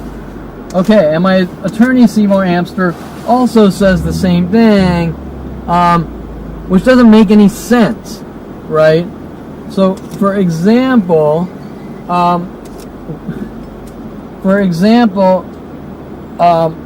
remember, the whole argument is you're a danger to yourself or others, you're a ticking time bomb, you're a violent paranoid schizo, everyone's in danger of you, blah, blah, blah. Yet I've proved beyond any level of reasonable doubt that I'm like the Hulk minus a million, right? I'm like the opposite of the Incredible Hulk, because I've exerted that I can do pretty much the impossible and not react in unheard of, worldwide, unimaginable torture to hunt someone down and kill them with psychological warfare tactics, meaning that their arguments are all bunk to begin with, right? I mean, that's what that means. And so, right? So if you've proven 1 billion times over that you're not a violent person and that you can withstand horrific torture against you, right? The reasoning is they want to rid you of the world no matter what, no matter how good of a person you are. Okay, that's the entire reasoning. Now, I want to break down that statement, though, which is ignore it. Okay, now remember, we have a brother told at a very young age to work on me, keep flicking me in the ears and hitting me and doing these things and bullying. Not the worst bullying ever, but enough to try to get reactions and never ending, right? Like just keep flicking you in the back of the ear. Well, anyone knows that someone that follows you from behind and keeps flicking you in the back of the ear is beyond any level of annoying, right? They just keep running up behind you and flicking you in the ear or hitting you in the back of the head. And I'm not talking like concussion level hitting, but I'm talking just provoking behaviors that he is literally told that he's allowed to do, right? So why is he told that he's allowed to do this, right? Why am I not allowed to tell my parents, hey, mommy, Jason keeps hitting me, whatever, right? Because we're young kids. Who would care anyways? Why would I not be allowed to tell anyone that? Okay. So, the reason always comes down to the same thing. They want reactions, okay? And I've explained the why they want the reaction, to say I'm a violent paranoid schizo, to lock me away, So much so that they got desperate and falsified these convictions, and the police wrote up falsified statements in discovery with jury-tampered juries of misdemeanor charges of things that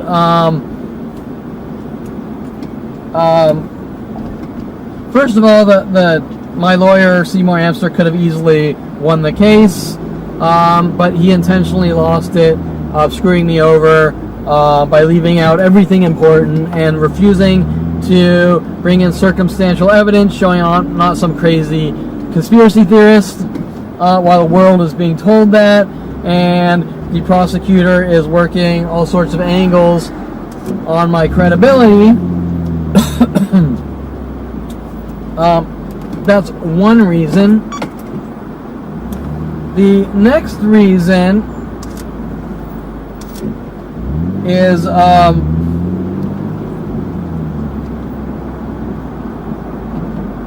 where was I? The next reason is that Seymour or whatever, I'm on the ignore it, right? So what is the reason? So Seymour tells me I should ignore this constant provoking. These people stalking me all day and night, 24/7, right? But what I do is I go out and I document it. I make sure people know what's going on, and they get angry and angrier. Because why? Because I'm supposed to ignore being hunted and killed, right?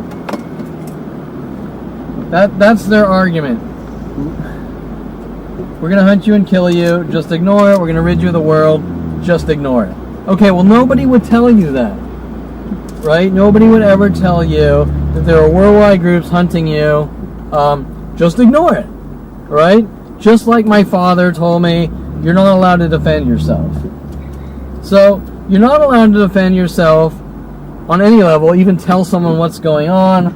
And if people are actually trying to kill you physically, on any level, physically, mentally, it doesn't matter. Pain is pain, and killing someone is killing someone.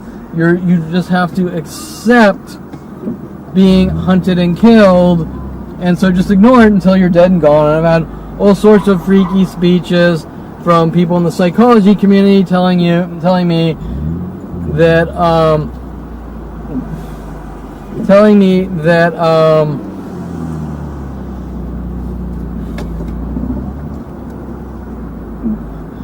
that like people in Holocausts and that were in concentration camps couldn't control their surroundings, so they just have to accept their fate, and just things that don't make any rational sense, right? Or these weird psychological bullshit, how you can't control your surroundings, so accept it, right? Well, if your surroundings are a worldwide campaign to kill you, how could you accept that? If you're in a concentration camp, you accept what you need to accept to stay alive and breathing, but you don't accept it. You do what it takes to survive. And more importantly, let's use a better analogy. Let's say you have a hurricane, right, coming your way. According to these bunk psychologists, you need to just accept your fate. A hurricane is coming towards you in your house. You need to accept your fate, right? Well, no. Because why? What's their reasoning that doesn't make any sense? They're out of context reasoning. Because the hurricane, you can't control your surroundings, therefore you accept being plowed by a hurricane. Well, no, that's not what you do.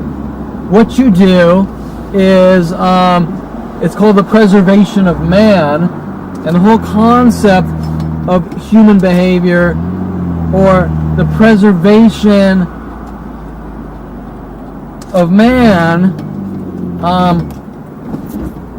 is to stay alive and breathing no matter what, because that's how we were built, to stay alive and breathing. So if a hurricane is coming for you, you don't sit there with your thumb up your ass, I'm going to accept dying and stand in front of it. You get down in shelter, you pad your windows. I don't live in hurricane or tornado area, so I can't really tell you. But you go buy your hurricane-proof windows or whatever the hell they do, and you get in your little hurricane basement if you have one, right? You don't sit there and go, I can't control my surroundings, so I'm just gonna die and not do a thing, right? So why are these people in the psychology community like Christina Vescovo telling me this? Well, they're telling me it because they don't want me to stand up for myself. They don't want me to think for myself, or me to have freedoms or constitutional rights, which I was promised being born in the United States, which everyone supposedly has, but we've now shown that the Constitution of the United States is equivalent to toilet paper. It's completely pointless. But more important, I'm the example of what Edward Snowden came forward about.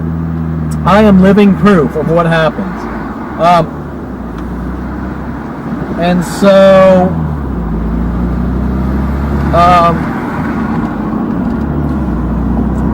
okay, so I wanted you to understand the whole concept. Oh, I haven't finished explaining. Okay, so now, why would they tell me just ignore it, right?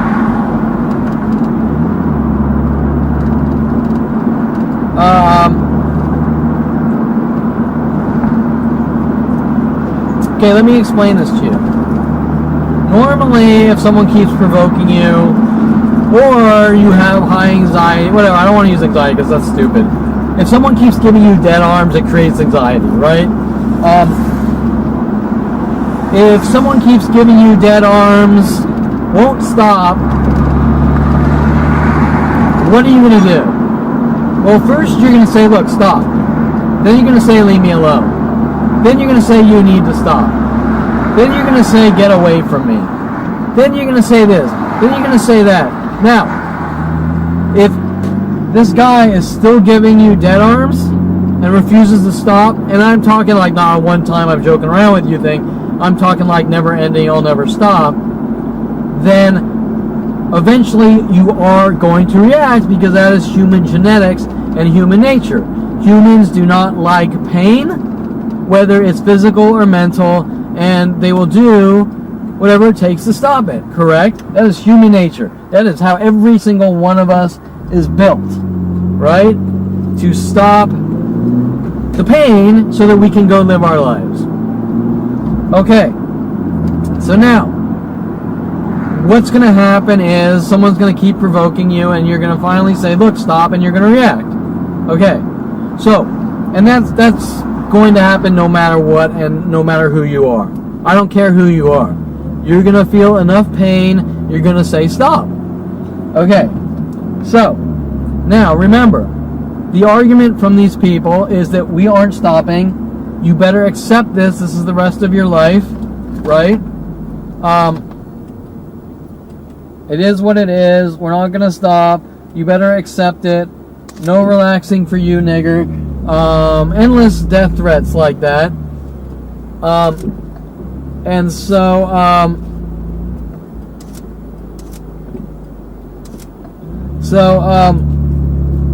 they're not going to stop. That's the first part of the equation, right? We're going to keep attacking you. We're going to keep provoking you. We're never going to stop. Okay. So now you understand the situation. You have a group of people who are going to endlessly provoke and attack you with passive-aggressive terror tactics and worldwide support. They're not going to stop. Okay. Now you have the attorney who you have paid to be on your side. He's not going to stop. Or, sorry, he refuses to help you, and is part of this corrupt judicial system and worldwide groups trying to have you killed.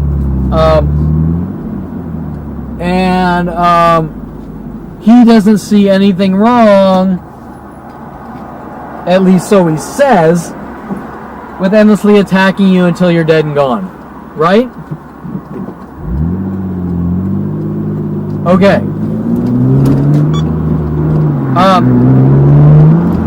Well, first of all, you know the attorney lost intentionally, and he's giving you disinformation to set you up.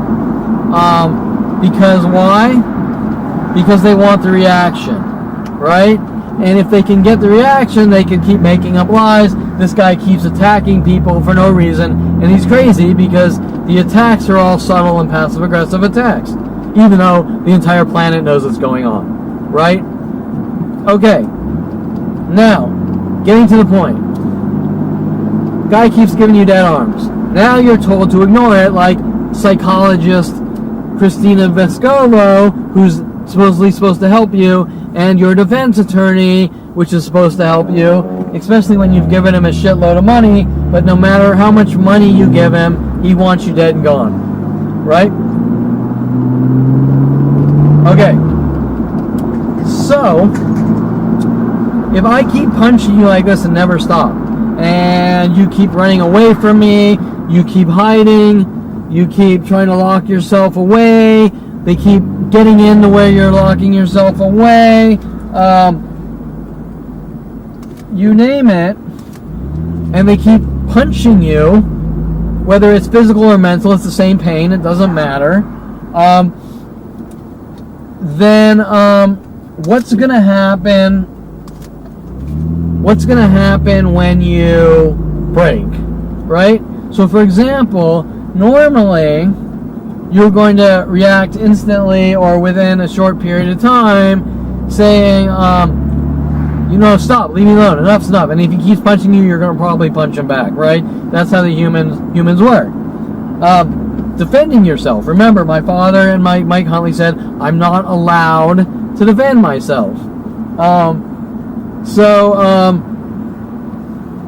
By punching me, by mentally punching me over and over, or when I was younger, my brother endlessly flicking me in the ear, they're setting me up for a reaction because they refuse to stop. And now we're looking at 100,000 to 1 million provokings per day worldwide, where people are like, well, you need to be strong and accept it. Well, why do I need to being hunted, killed, and tortured to death? That's bullshit, right? I need to focus energy on important things like friends, family, jobs, and having something out of life, and not fighting off people trying to torture and kill me my whole life. There's no reason for it other than we don't like you and we're going to torture and kill you. So, what is the reasoning? I'm not going to stop. And we're not going to stop, and you need to ignore it. Okay, well, you're going to sit there and you're going to try to ignore it, right?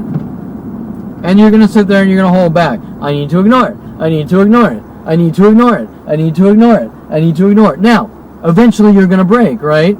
There's going to be a breaking point, correct? Because you can't. If someone punches you 1,000 times a day, every single day of your life, saying it is what it is and no relaxing for you, nigger, you're going to react, correct? Isn't that the case? I mean, you're going to react. There is no doubt about it. You're going to react eventually. No human being can sustain it. And so, hold on, this is one of their wait on the side of the road with your lights on. Okay, so, no human being can sustain, and eventually you're going to break because that's how humans are built. They don't like pain. Okay, so, remember, we got a person in the psychology community doing the same thing as everyone else, saying, accept being tortured and killed, or something really bad happening to you,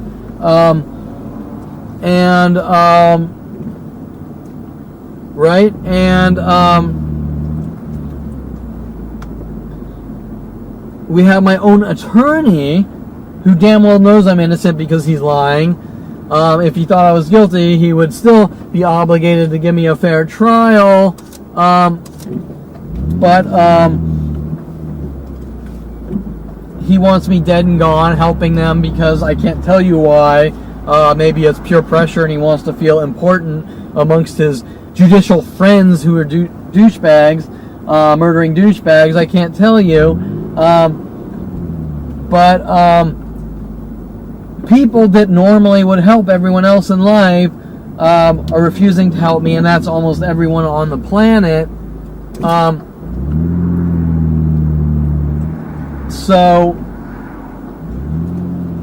But they're all giving the package response. Ignore it. Okay, well, that doesn't make any sense. I'm going to hunt you. Okay, so, like I said, what is the reasoning?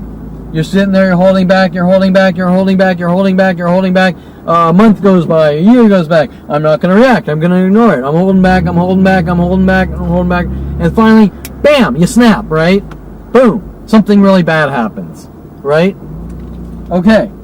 Now, I've just given you the answer behind Christina Vescovo and Seymour Amster's statements of why this is happening.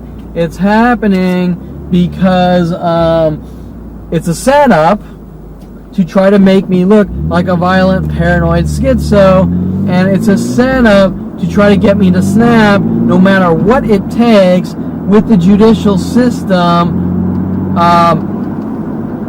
to make it look like I'm a violent paranoid schizo and running around just hitting people and beating people up for no reason in an anger and rage, and I'm unstable, and the same exact lies my family started at 5 years old. Kevin's a violent paranoid schizo, right?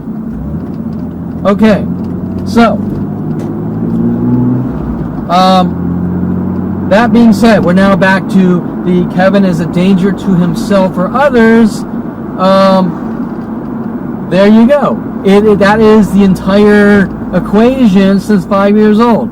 We're having you watch the movie Wizards and then trying to use street theater to reenact parts from the movie out to try to make it look like you conform to movies, sorry, I had like a burp, to flip me out, to get these reactions. Then it switches to the next thing, and the next thing, and the next thing, and the next thing, and it's been going on for 40 years, all day and night, by worldwide support, right? Okay, so why do they want the reaction? Well, it's just rid this guy of the world. We don't like him. We had this 5-year-old, let's off him, right? He's not the kid we wanted. I'm going to take a quick break, and actually I need gas. As Paul Humphrey would say, go-go juice, and most likely he said that for other reasons other than just joking around about gasoline, probably hinting that I somehow was trying to get rid of 2 people since when these 2017 arrests started. Paul Humphrey, or the detective Angela Stewart, kept saying bye-bye, and then notified every attorney and lawyer, paralegal, and secretary at law offices worldwide to mimic bye-bye over and over until they can lock me away and rid me of the world. So the question is, when Paul Humphrey, who was sent after me at 14, right before my family got divorced, or right after my family got divorced, most likely what Paul Humphrey is saying with my family is somehow it's my fault my mother and father got divorced, trying to shirk all responsibility of their actions on me, right? So my family, my mother and father get divorced and they can't deal with their adult decisions, so they need to pin their anger on me to feel good about themselves, telling the world and cops that I somehow sabotaged their relationships or something, which I did a whole segment on before. Then going off, getting divorced, living the life, and say it's Kevin's fault, and their anger and rage towards me because they're just angry, bitter, paranoid, psychotic murderers, whatever. Anyway, so I'm going to get some gas and then I'll be right back. Okay, so now I'm going to talk about my family and trying to force me into therapy my entire life to fix me. Now, first, you've heard me talking about, starting at 5 years old, these operations that constantly set me up and provoke me into reactions to use against me I'm now 46 years old. It hasn't stopped, and it's now worldwide. To set me up, to make me look like a violent, paranoid schizo, and never stopping ever until they get what they want to lock me away or get me to kill myself or whatever, then telling the world that I snapped and I'm crazy and this and that, blah, blah, blah. With the government, with billions of government dollars, with the entire psychology community. Okay, well now I want to go back and I want to talk about my family spending their entire life trying to force me into therapy. Because we're talking about complete inconsistency here, right? If you want a kid to have a good life, you don't follow them around trying to fuck them up and then say, go get help, right? While still trying to fuck him up more and more until he's dead and gone. You know, ratcheting down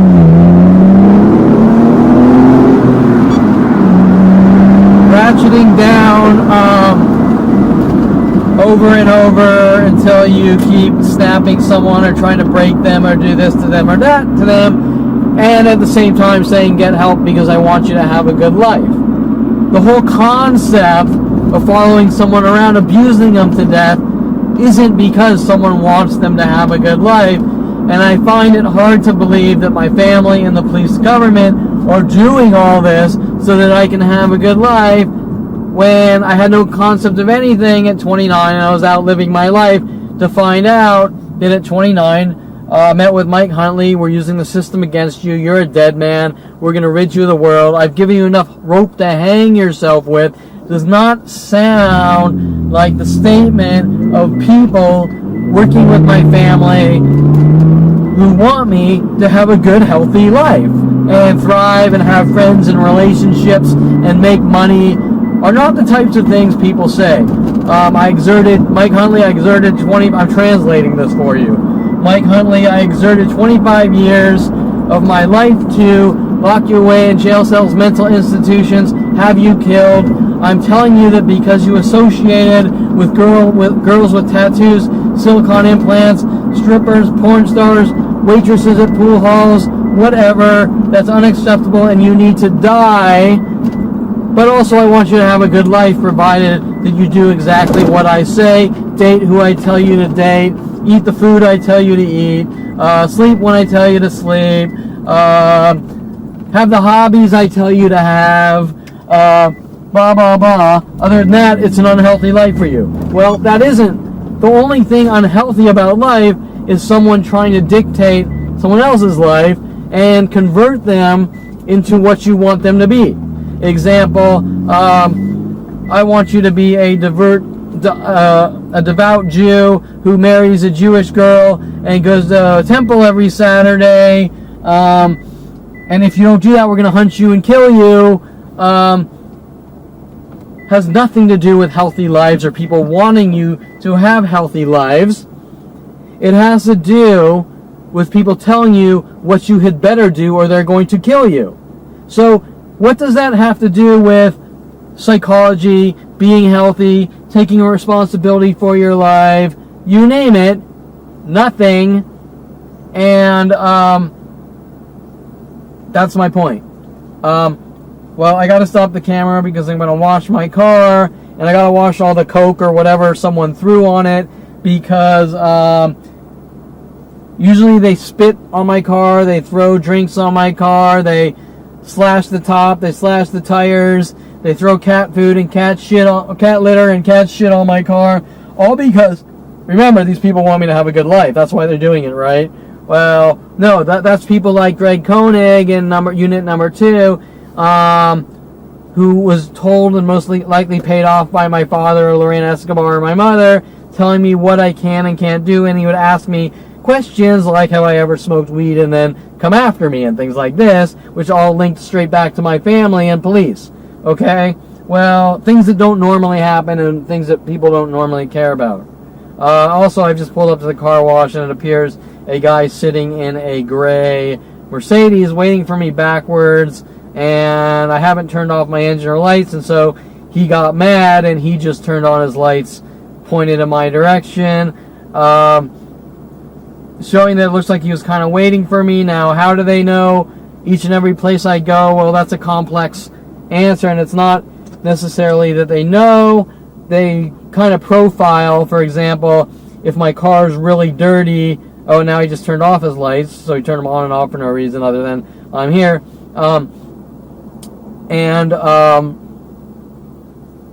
You know, if I walk out of my car this morning and I take pictures of the Coca-Cola all over the side, this big sticky thing over the windows and whatever, someone's going to jump to the conclusion that he's probably going to go wash his car. Therefore, people go to all the car washes waiting for me, right? And mass citywide groups. Anyways, I'm going to stop this while I wash my car.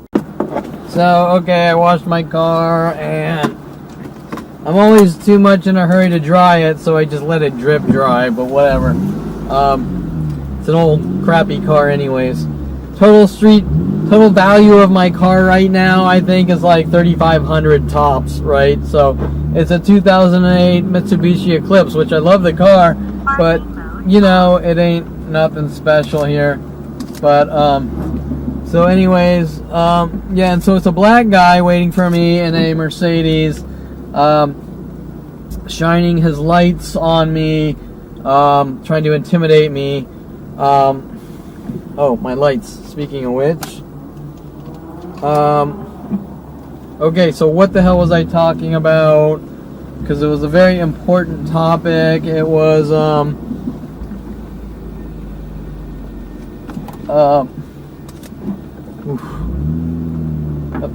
also all the cars in the parking lot also have no plates on them, although this Corvette is really cool and new.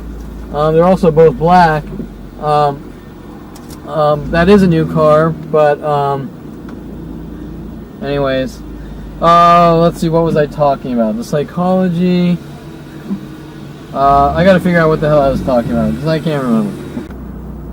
Okay, so I was talking about the scam of my family with the psychology community, and my family with their psychology degrees, how they want me to have a good life, which is really their ideal of me having a good life is like the mother in the movie Carrie, locking her kid in the closet, right? They don't want me to have a good life. They want me to have their life, or the life that they choose for me, or else. Or Elsie Sandoval, right? One of my father's office managers he sent after me, that worked below Lorena Escobar, right? But at no point does my family want me to have any type of life other than what they dictate, and there's full police and government support with NSA, FBI, which really doesn't make much sense. But remember, it all starts with the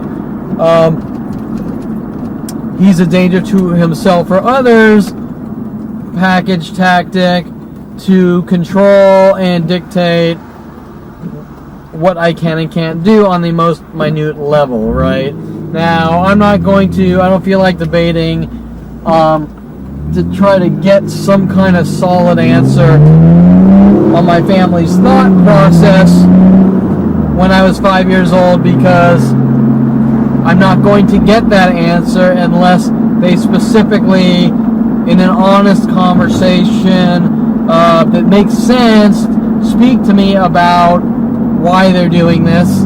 I'll never have this answer, so I can't specifically tell you a black and white, one-sentence answer to why they've launched worldwide campaigns to eradicate me with the entire psychology community, please NSA, FBI. But what I will say is my entire life, they saw that I was different from them, which means nothing. Remember, this keyword, different from them. Not different from the world, different from them. In other words, they're all doctors with secondary control freak psychotics and doctors with secondary psychology degrees, and my father's an orthopedic surgeon. They're all MDs. Well, not only do I have the mental aptitude to become a doctor. So that would be impossible anyways. But because I'm different than that, now remember, we all come, we're all born from different places, different cities, different families, different family values with different customs and this and that, and everyone's different. Suppose Adriana Oliveira is one of the psychos sent after me that I was supposed to like marry and have kids with, or I'd be hunted and killed with worldwide support, which I saw the signs of her control issues. Didn't work. Was a Hispanic girl which lived in a tiny little apartment with like 10 people, right? Like her aunt and her mother, her aunt, her brother, and they're all crammed in like sardines, right? Okay? Other people will make jokes that you live with your mother or this or that, right? Whatever. So what I'm saying is different cultures or people from different areas or different families in the same area all have different belief systems and are different. Now, yeah, we all have the same common morals like thou shalt not kill, or then there's a problem with committing crimes of murder and things like this. But my point is that everyone is fundamentally different from everyone else. That's why when you date a girl or go out dating, you keep trying to meet people who until one clicks, right? And so that's the point, is that I'm told that I'm crazy for trying to meet people that I relate to that aren't part of this terror operation, or just decent people that have common interests that they want to share and build lives on, right? Now, why is that being done? That's being done because my family wants to dictate my life and who I'm with. But anyways, so now, with that in mind, remember my family's argument is that they want me to have a good life, except what they're really saying in the between the lines is, we want you to have a good life that we dictate for you, or we're going to lock you away in jail cells or mental institutions, and you do what we tell you or else, right? And that's what it really comes down to, except I've never personally heard of a situation where the cops are running around saying, yeah, you date who we tell you or we're going to rid you of the world. I've never heard of anything like that, right? And worldwide. We're not talking some local area paid off cop. We're talking every person and police resource known to man on this planet. So, for example, if I don't date Adriana Olivares, people in India and Russia that I hire for programming, Japan, Ukraine, wherever, are all going to take turns in an angry rage because I'm not dating Adriana Olivares. Doesn't really add up too well, other than we're just going to try to just terrorize you until you just go crazy and die, or something really bad happens. But I'm not going to try to understand that from a standpoint of solidity. In example, back to that one sentence, this is why. Well, it can't really be answered. I mean, maybe it's my family just jumps from thing to thing they don't like, trying to hunt me down and kill me until I do what they say. I mean, I can't tell you, right? And they do that by sabotaging my name worldwide. Kevin kissed a black girl at 8 years old. Kevin's a white supremacist and a racist, and that stops me from dating other cultures or races by poisoning the well, right? And if they jump from thing to thing, oh, now we don't like Kevin playing pool, doing the same thing, and then we don't like Kevin in studio photography, same thing. It just riles up the masses to hunt you down and kill you. It's hard to say. But what I can say, back to the topic, is that my entire life, my mother and father wanted me to get therapy. Okay. But isn't that like counterproductive? We're an abusive family who do horrible things to our child, but we want you to get help so that you have a good life. Okay, and my entire life was my family trying to squeeze frickin' lemonade from a rock, right? Example, I never went to my family saying, Mom, I have a problem, I want to kill myself, and I'm a violent, paranoid schizo, or anything like this. I was always happy and content, and out being productive and trying to do things with my life and this and that. Even at a young age, I was always positive, innovative, like I don't even know, like 8 years old, putting Star Wars X-Wing fighters on monofilament and videoing them sliding down strings and things like this, okay? I don't recall being some depressed, angry, pissed off kid, but what I do remember is my mother kept forcing me into therapy after therapy, and finally me getting upset that, like, why do you keep, and obviously at a young age you can't format your thoughts like this because you don't understand from a grown-up's perspective, but why do you keep forcing me in to therapy and try to force me to talk to people over and over, right? That was like my thoughts when I was a kid. Like, why do I have to go to therapy, and what is it that you want me to say, right? But you can't really say that. You're not thinking on that level when you're a young kid, right?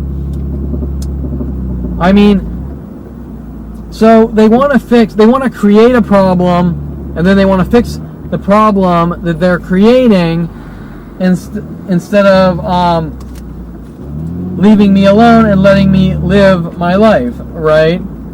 And so, right? So the question is, if they're not following around stalking me and trying to fix me by bashing my skull in with a crowbar over and over 100 times per day, then there's no problem, right? And then, while you're bashing someone's skull in with a crowbar, baseball bat, or whatever, say go to therapy and talk about your problems, but you're not allowed to mention any of the things we're doing to your life, is kind of counterproductive.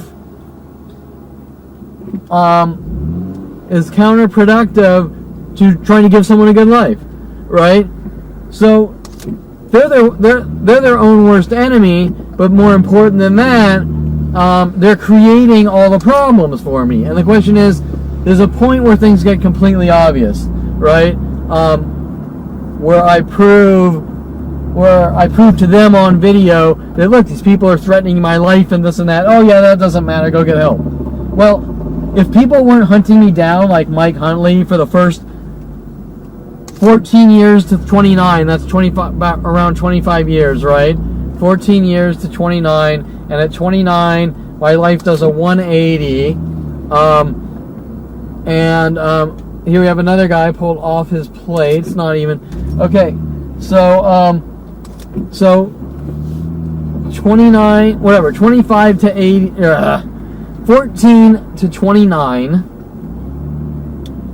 Mike Huntley sent after me to dictate my life, hunt me down, stalk me. At the end of 29, we're using the system against you. I've given you enough rope to hang yourself for doing absolutely nothing wrong, except Mike Huntley introducing me to Melody the stripper at 14 for me to bounce at her couple of parties, things that nobody could care less about, then saying I've given you enough rope to help to hang yourself with, and you need to go to therapy. Of course,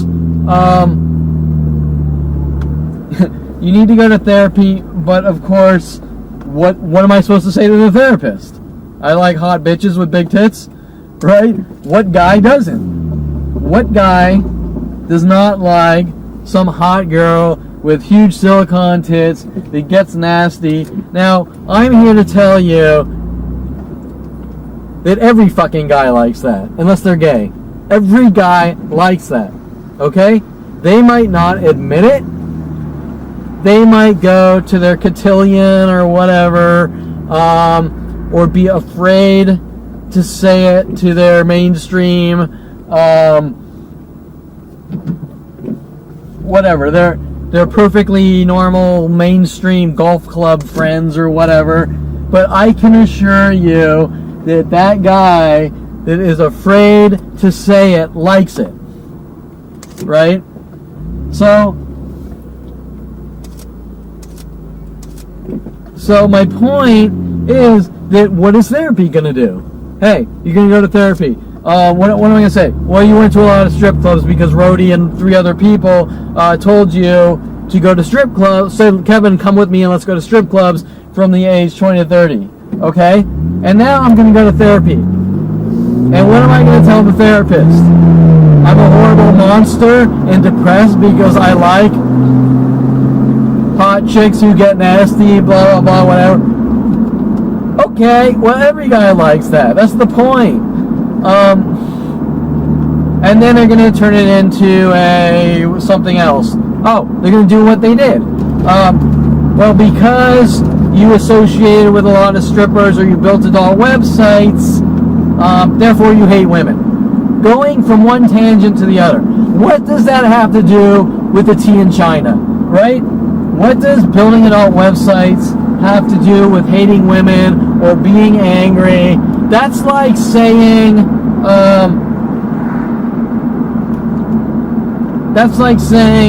I took a hot air balloon ride, so I want to kill everyone on the planet, right?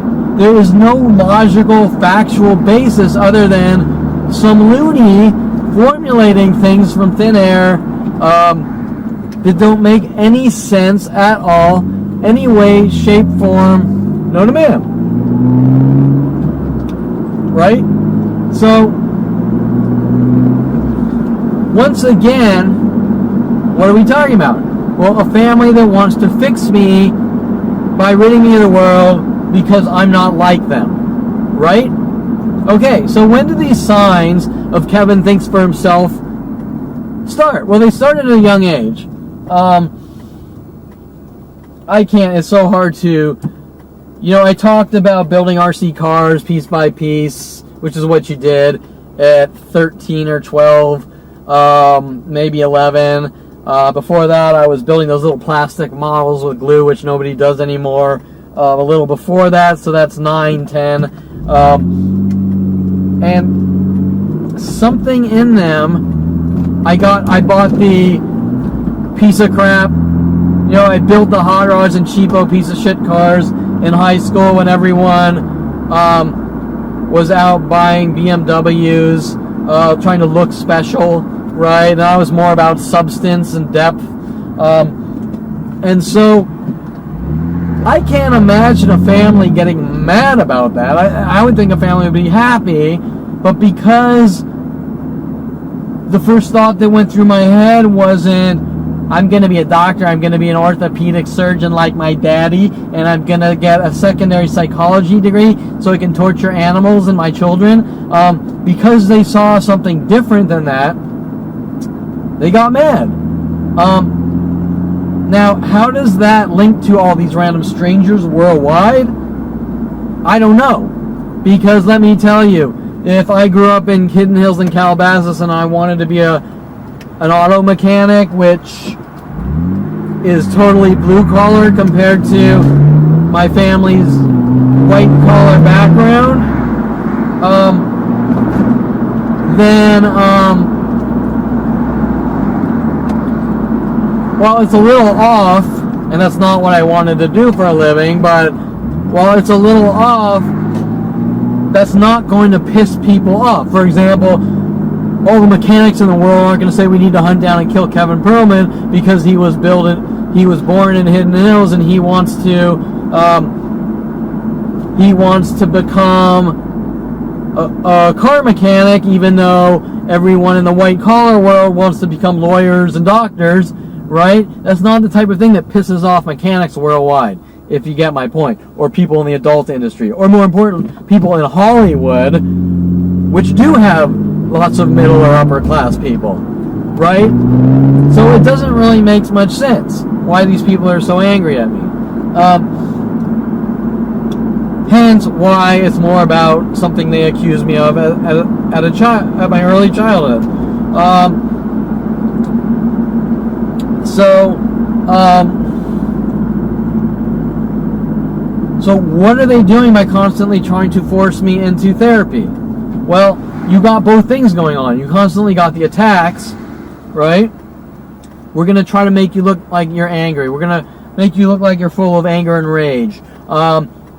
We're trying to get you to act out, lash out. We're trying to get you to punch and hit strangers and things like this. We're labeling you as a violent, paranoid schizo. At the same time, they're throwing these labels, which aren't true. They're telling me to go see therapists, and I'm a danger to myself or others, right? Now, you try to tell the therapist what's going on. The therapist says you don't talk or I kill you. And people start showing up with the therapist threatening your life. If you talk, we're going to kill you. Okay, so wait. If you want me to go see a therapist to be healthy, but I'm not allowed to talk to the therapist and tell them what's going on, and people are attacking me, and people are trying to make me look like I'm violent, paranoid schizo, or you're going to have people threaten my life, that I'm a snitch and I'm dead, and things like that. What is the reason that they want,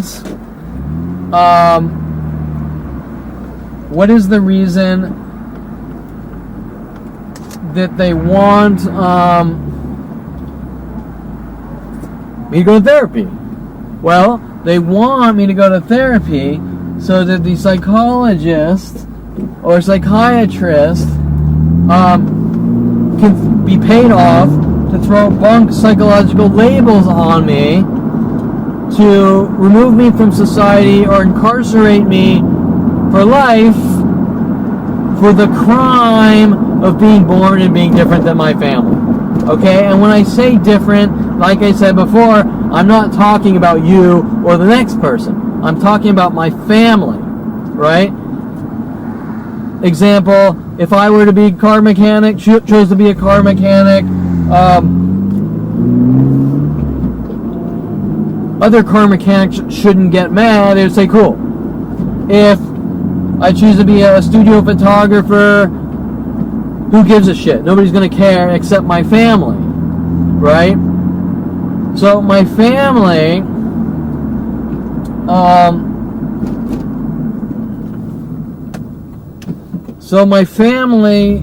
is playing this, like, whatever you want to call it, like they called it, the skull fucking game or whatever, right? They're playing this game like, we want you to get help, but the real reason is to set you up, to throw bunk labels on you, to make you look crazy, to lock you away for the crime of being different. Hence, all coming back to their leverage play from 5 years old. He's a danger to himself or others. The only card they can really play with the judicial system. Why is the judicial system helping? I don't know. Because I've had a clean record my entire life. Doesn't make sense. If I was a violent guy, there would be a line of endless women beat up and things like that, which has never happened to anyone, right? I would have conviction after conviction, things like this, right? But you're talking to a guy with a clean record that has put up and tolerated beyond any level of endless abuse known to man, unprecedented, and they still have not gotten the reaction they wanted despite Sean Dinsey's illegal setup and frame job operations and false convictions. All they've proven is that they've gotten so desperate in the end that they had to make up lies because they never could succeed in setting me up. Okay, so that is my punishment for the crime of being different than my family. Okay, now, why would you want to be like the Perlman family? I don't care who you are. You are a better person than the Perlman family. I don't care if you've been in porn and you fucked 100,000 guys. You are most likely, your moral structure is probably way above the Perlman family. Me excluded, by the way. Because just because you're a porn star or a stripper or a lawyer or a cow herder or a nun, whatever, I can guarantee that that my family is the worst of the worst. They have zero morals, zero ethics. They are horrific people. They do not stand for right, wrong, open-minded, people getting together, communities. They are none of that. I am the only one. I may be different, okay? I may have been a 16-year-old in rich boy neighborhood that built cars, but that has nothing to do with good or bad. That has to do with just someone being a person and doing what they want to do in life, and nobody's getting hurt. I have passion, I build things, I create things, and how does that hurt anyone? It doesn't. And so the point is that they're not angry at anything I've done wrong. They're angry that I'm different than them. And it's like I said, why would you want to be like that? Like if I had a child, I wouldn't hunt the kid down saying, you're different than me, so I'm going to rid you of the world with every resource known to man and make you look like a violent, paranoid schizo and lock you away in jail cells and mental institutions while being ashamed of you being a really good, decent person and open-minded. I can't conceive of a family like that. It's hard for me to believe that families like mine even exist. That that's the type of thing that would be done to someone for simply just going out and trying to do something with their lives, right? And so,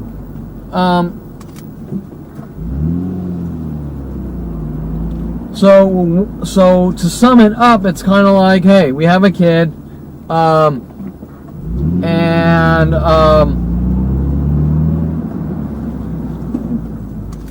we have a kid. Sorry, I'm documenting what they're doing on my streets. Like there's two pickups right there.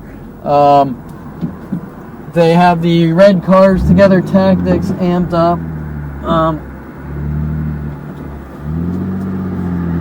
So, anyways, you can kind of look at it like this. Hey, the Perlman family had a child. That child, showed that they were different and thought for himself, kind of like a lot of cultures back in history where someone actually thinks for themselves and shows that they're not a stupid, controlled robot.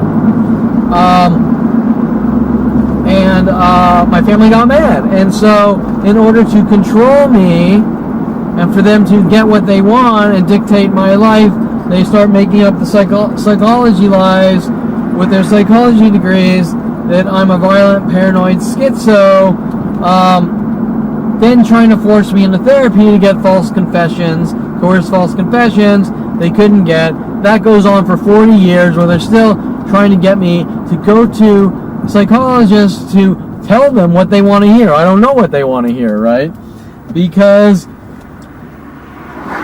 if I come up to you and I tell you that I don't want you being I don't want you getting into studio photography with hot women, and so you need to go to psychologists and tell them what's wrong with you because you're not a doctor. What answer are you going to give? My family's crazy, they won't leave me alone, right? For example, who are you to tell me what I can and can't do? Okay, so my point obviously is that what am I supposed to tell us? Okay, so anyways, I've given you the rundown probably over and over, and it's a little fragmented now because I'm jumping from thing to thing, but to sum it up, hey, you have a problem because you're not like us. We're gonna keep having people worldwide attack you, try to make you look like a violent, paranoid schizo, and rid you of the world. And before and after in your entire life, you have to go to therapy and tell them what's wrong. And when you tell them, look, people are stalking me, they won't leave me alone, they're provoking me to try to lock me in jail and mental institutions, they say you're not allowed to talk about that and it's not happening. Okay, so what am I supposed to tell a psychiatrist, right? Do I tell them that I like eggs? I like pretty orange and green skies? I mean, what am I supposed to say? Well, what they want me to say is this a traumatic event happened, and that's why I'm fucked up and different and this and that. But the reality of the situation is, people who think for themselves generally do what they want to do outside the scope of their surroundings, right? Mark Zuckerberg, if he didn't think outside the box, Facebook would never exist. And whoever, the guy that invented MySpace, or all these social places, or even restaurants, Johnny Rockets or whatever, if they were told that they had to do what their family profession was, wouldn't the outcome be that you're not allowed to think for yourself and do anything with your life, and you have to date the girl we gave you and this and that, and capitalism would never exist because capitalism is built on originality and people thinking for themselves, supply and demand, and services that are unique, different, or better than the others, right?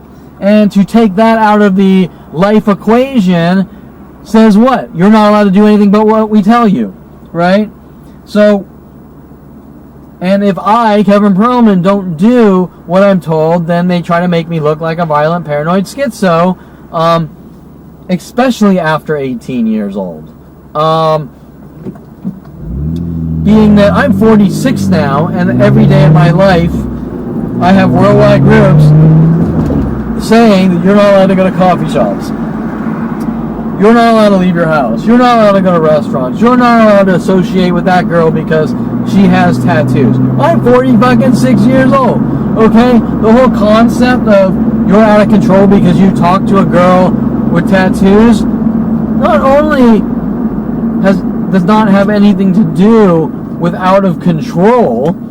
It might, like I said in the beginning, it might look out of control to a psychotic murdering control freak that needs that control, but that's perfectly normal. So, you know, whose perspective are we talking about? The mob boss, you do what we say or I blow your fucking brains out guy? Right? Well, that's my family with their psychology degrees. Okay, so I think I've kind of talked this topic to death, and I'm going to end it here.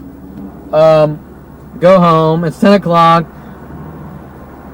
I left Thousand Oaks about 6, so I don't know how long this is. I don't think it's that long because there were a lot of cuts in between, but I thought it was very important to expose the leverage play of the psychology community and my family with their danger to himself or others, which obviously my family learned when I was very young, 5 years old, about psychology, and used that as a weapon against me for them to try to get what they want from me and mold me and dictate my life into what they want it to be, who they want me to date, if I don't choose the career, marry and have kids with the girl I'm demanded I have, it's or else we exterminate you, rid you of the world with worldwide support,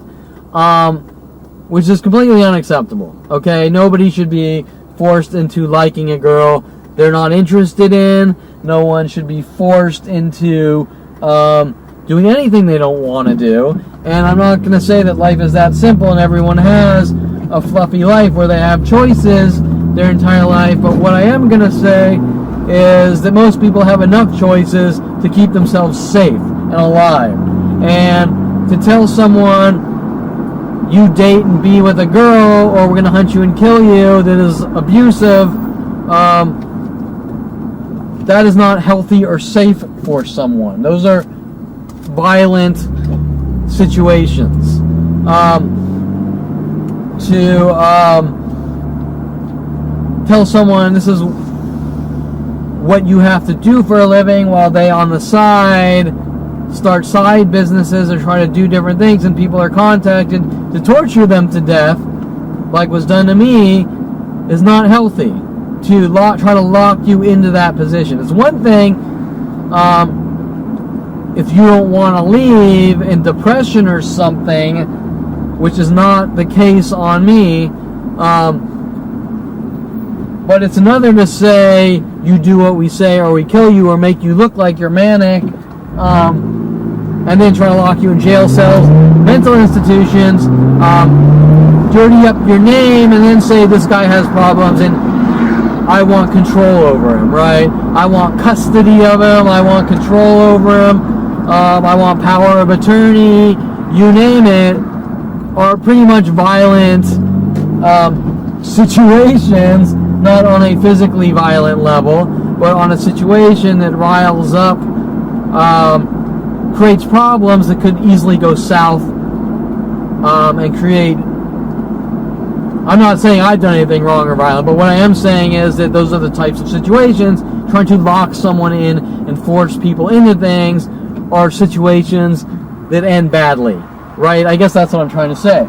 And that's why people generally frown upon holding guns to your head and saying, you do this for a living, or things like that, and then tell you that this is how life is, and if you don't, we're going to lock you away. Okay, now, I wasn't born in the mafia, and this isn't a mafia situation, but I can tell you that if you're born in the mafia, you might get a bullet in the head if you walked away from the family or something.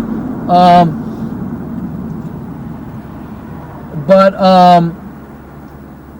people aren't going to get together and psychologically torture you to death and tell you this is what you have to do, right? And so that's where it differs, where the situations are completely different, because this is unheard of. There are worldwide people telling me this is what you do, or we kill you, or just try to kill me anyways, or whatever, and it is completely unheard of. And in the end, it's all about how can we lock this guy away, make him look crazy, and things like that. Based on that, he's a danger to himself or others, and he's a violent paranoid schizo, or creating that illusion by having worldwide groups passive-aggressively provoke me with these paranoid schizo, gang stalking, and gaslighting tactics. So anyway, you can do the math on that one, and what the real motive is, which is pretty much, at this point, after 29 and me finding out, to just off me for what I know.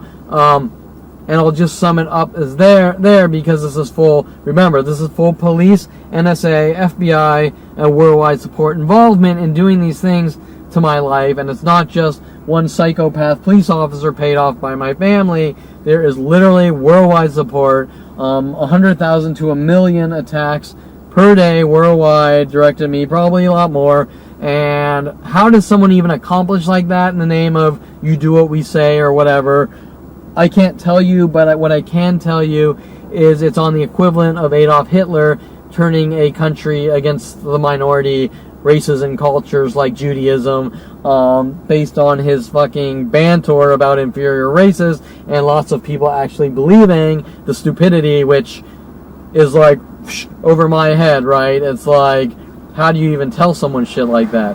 And while those situations get complex, from hierarchies of power to people just believe the stupidity, and a lot of people not wanting to do it, but they're forced into the situation, being in the government, or they get killed. Those are complex situations. While this situation is completely different, it's still, you still have to question the psychology behind the manipulation and how the people are being told against me based on people with authority and people in the psychology community to make them think that they're doing something for the greater good with the judicial system, when the judicial system is tooling them and making them look like ass puppets and using them to commit crimes so the cops can sit back and shovel food in their mouth and be fat and happy while telling morons to be part of these neighborhood stalking watch groups and hunt down and kill people, right? So anyways, I'll leave it at that until next segment.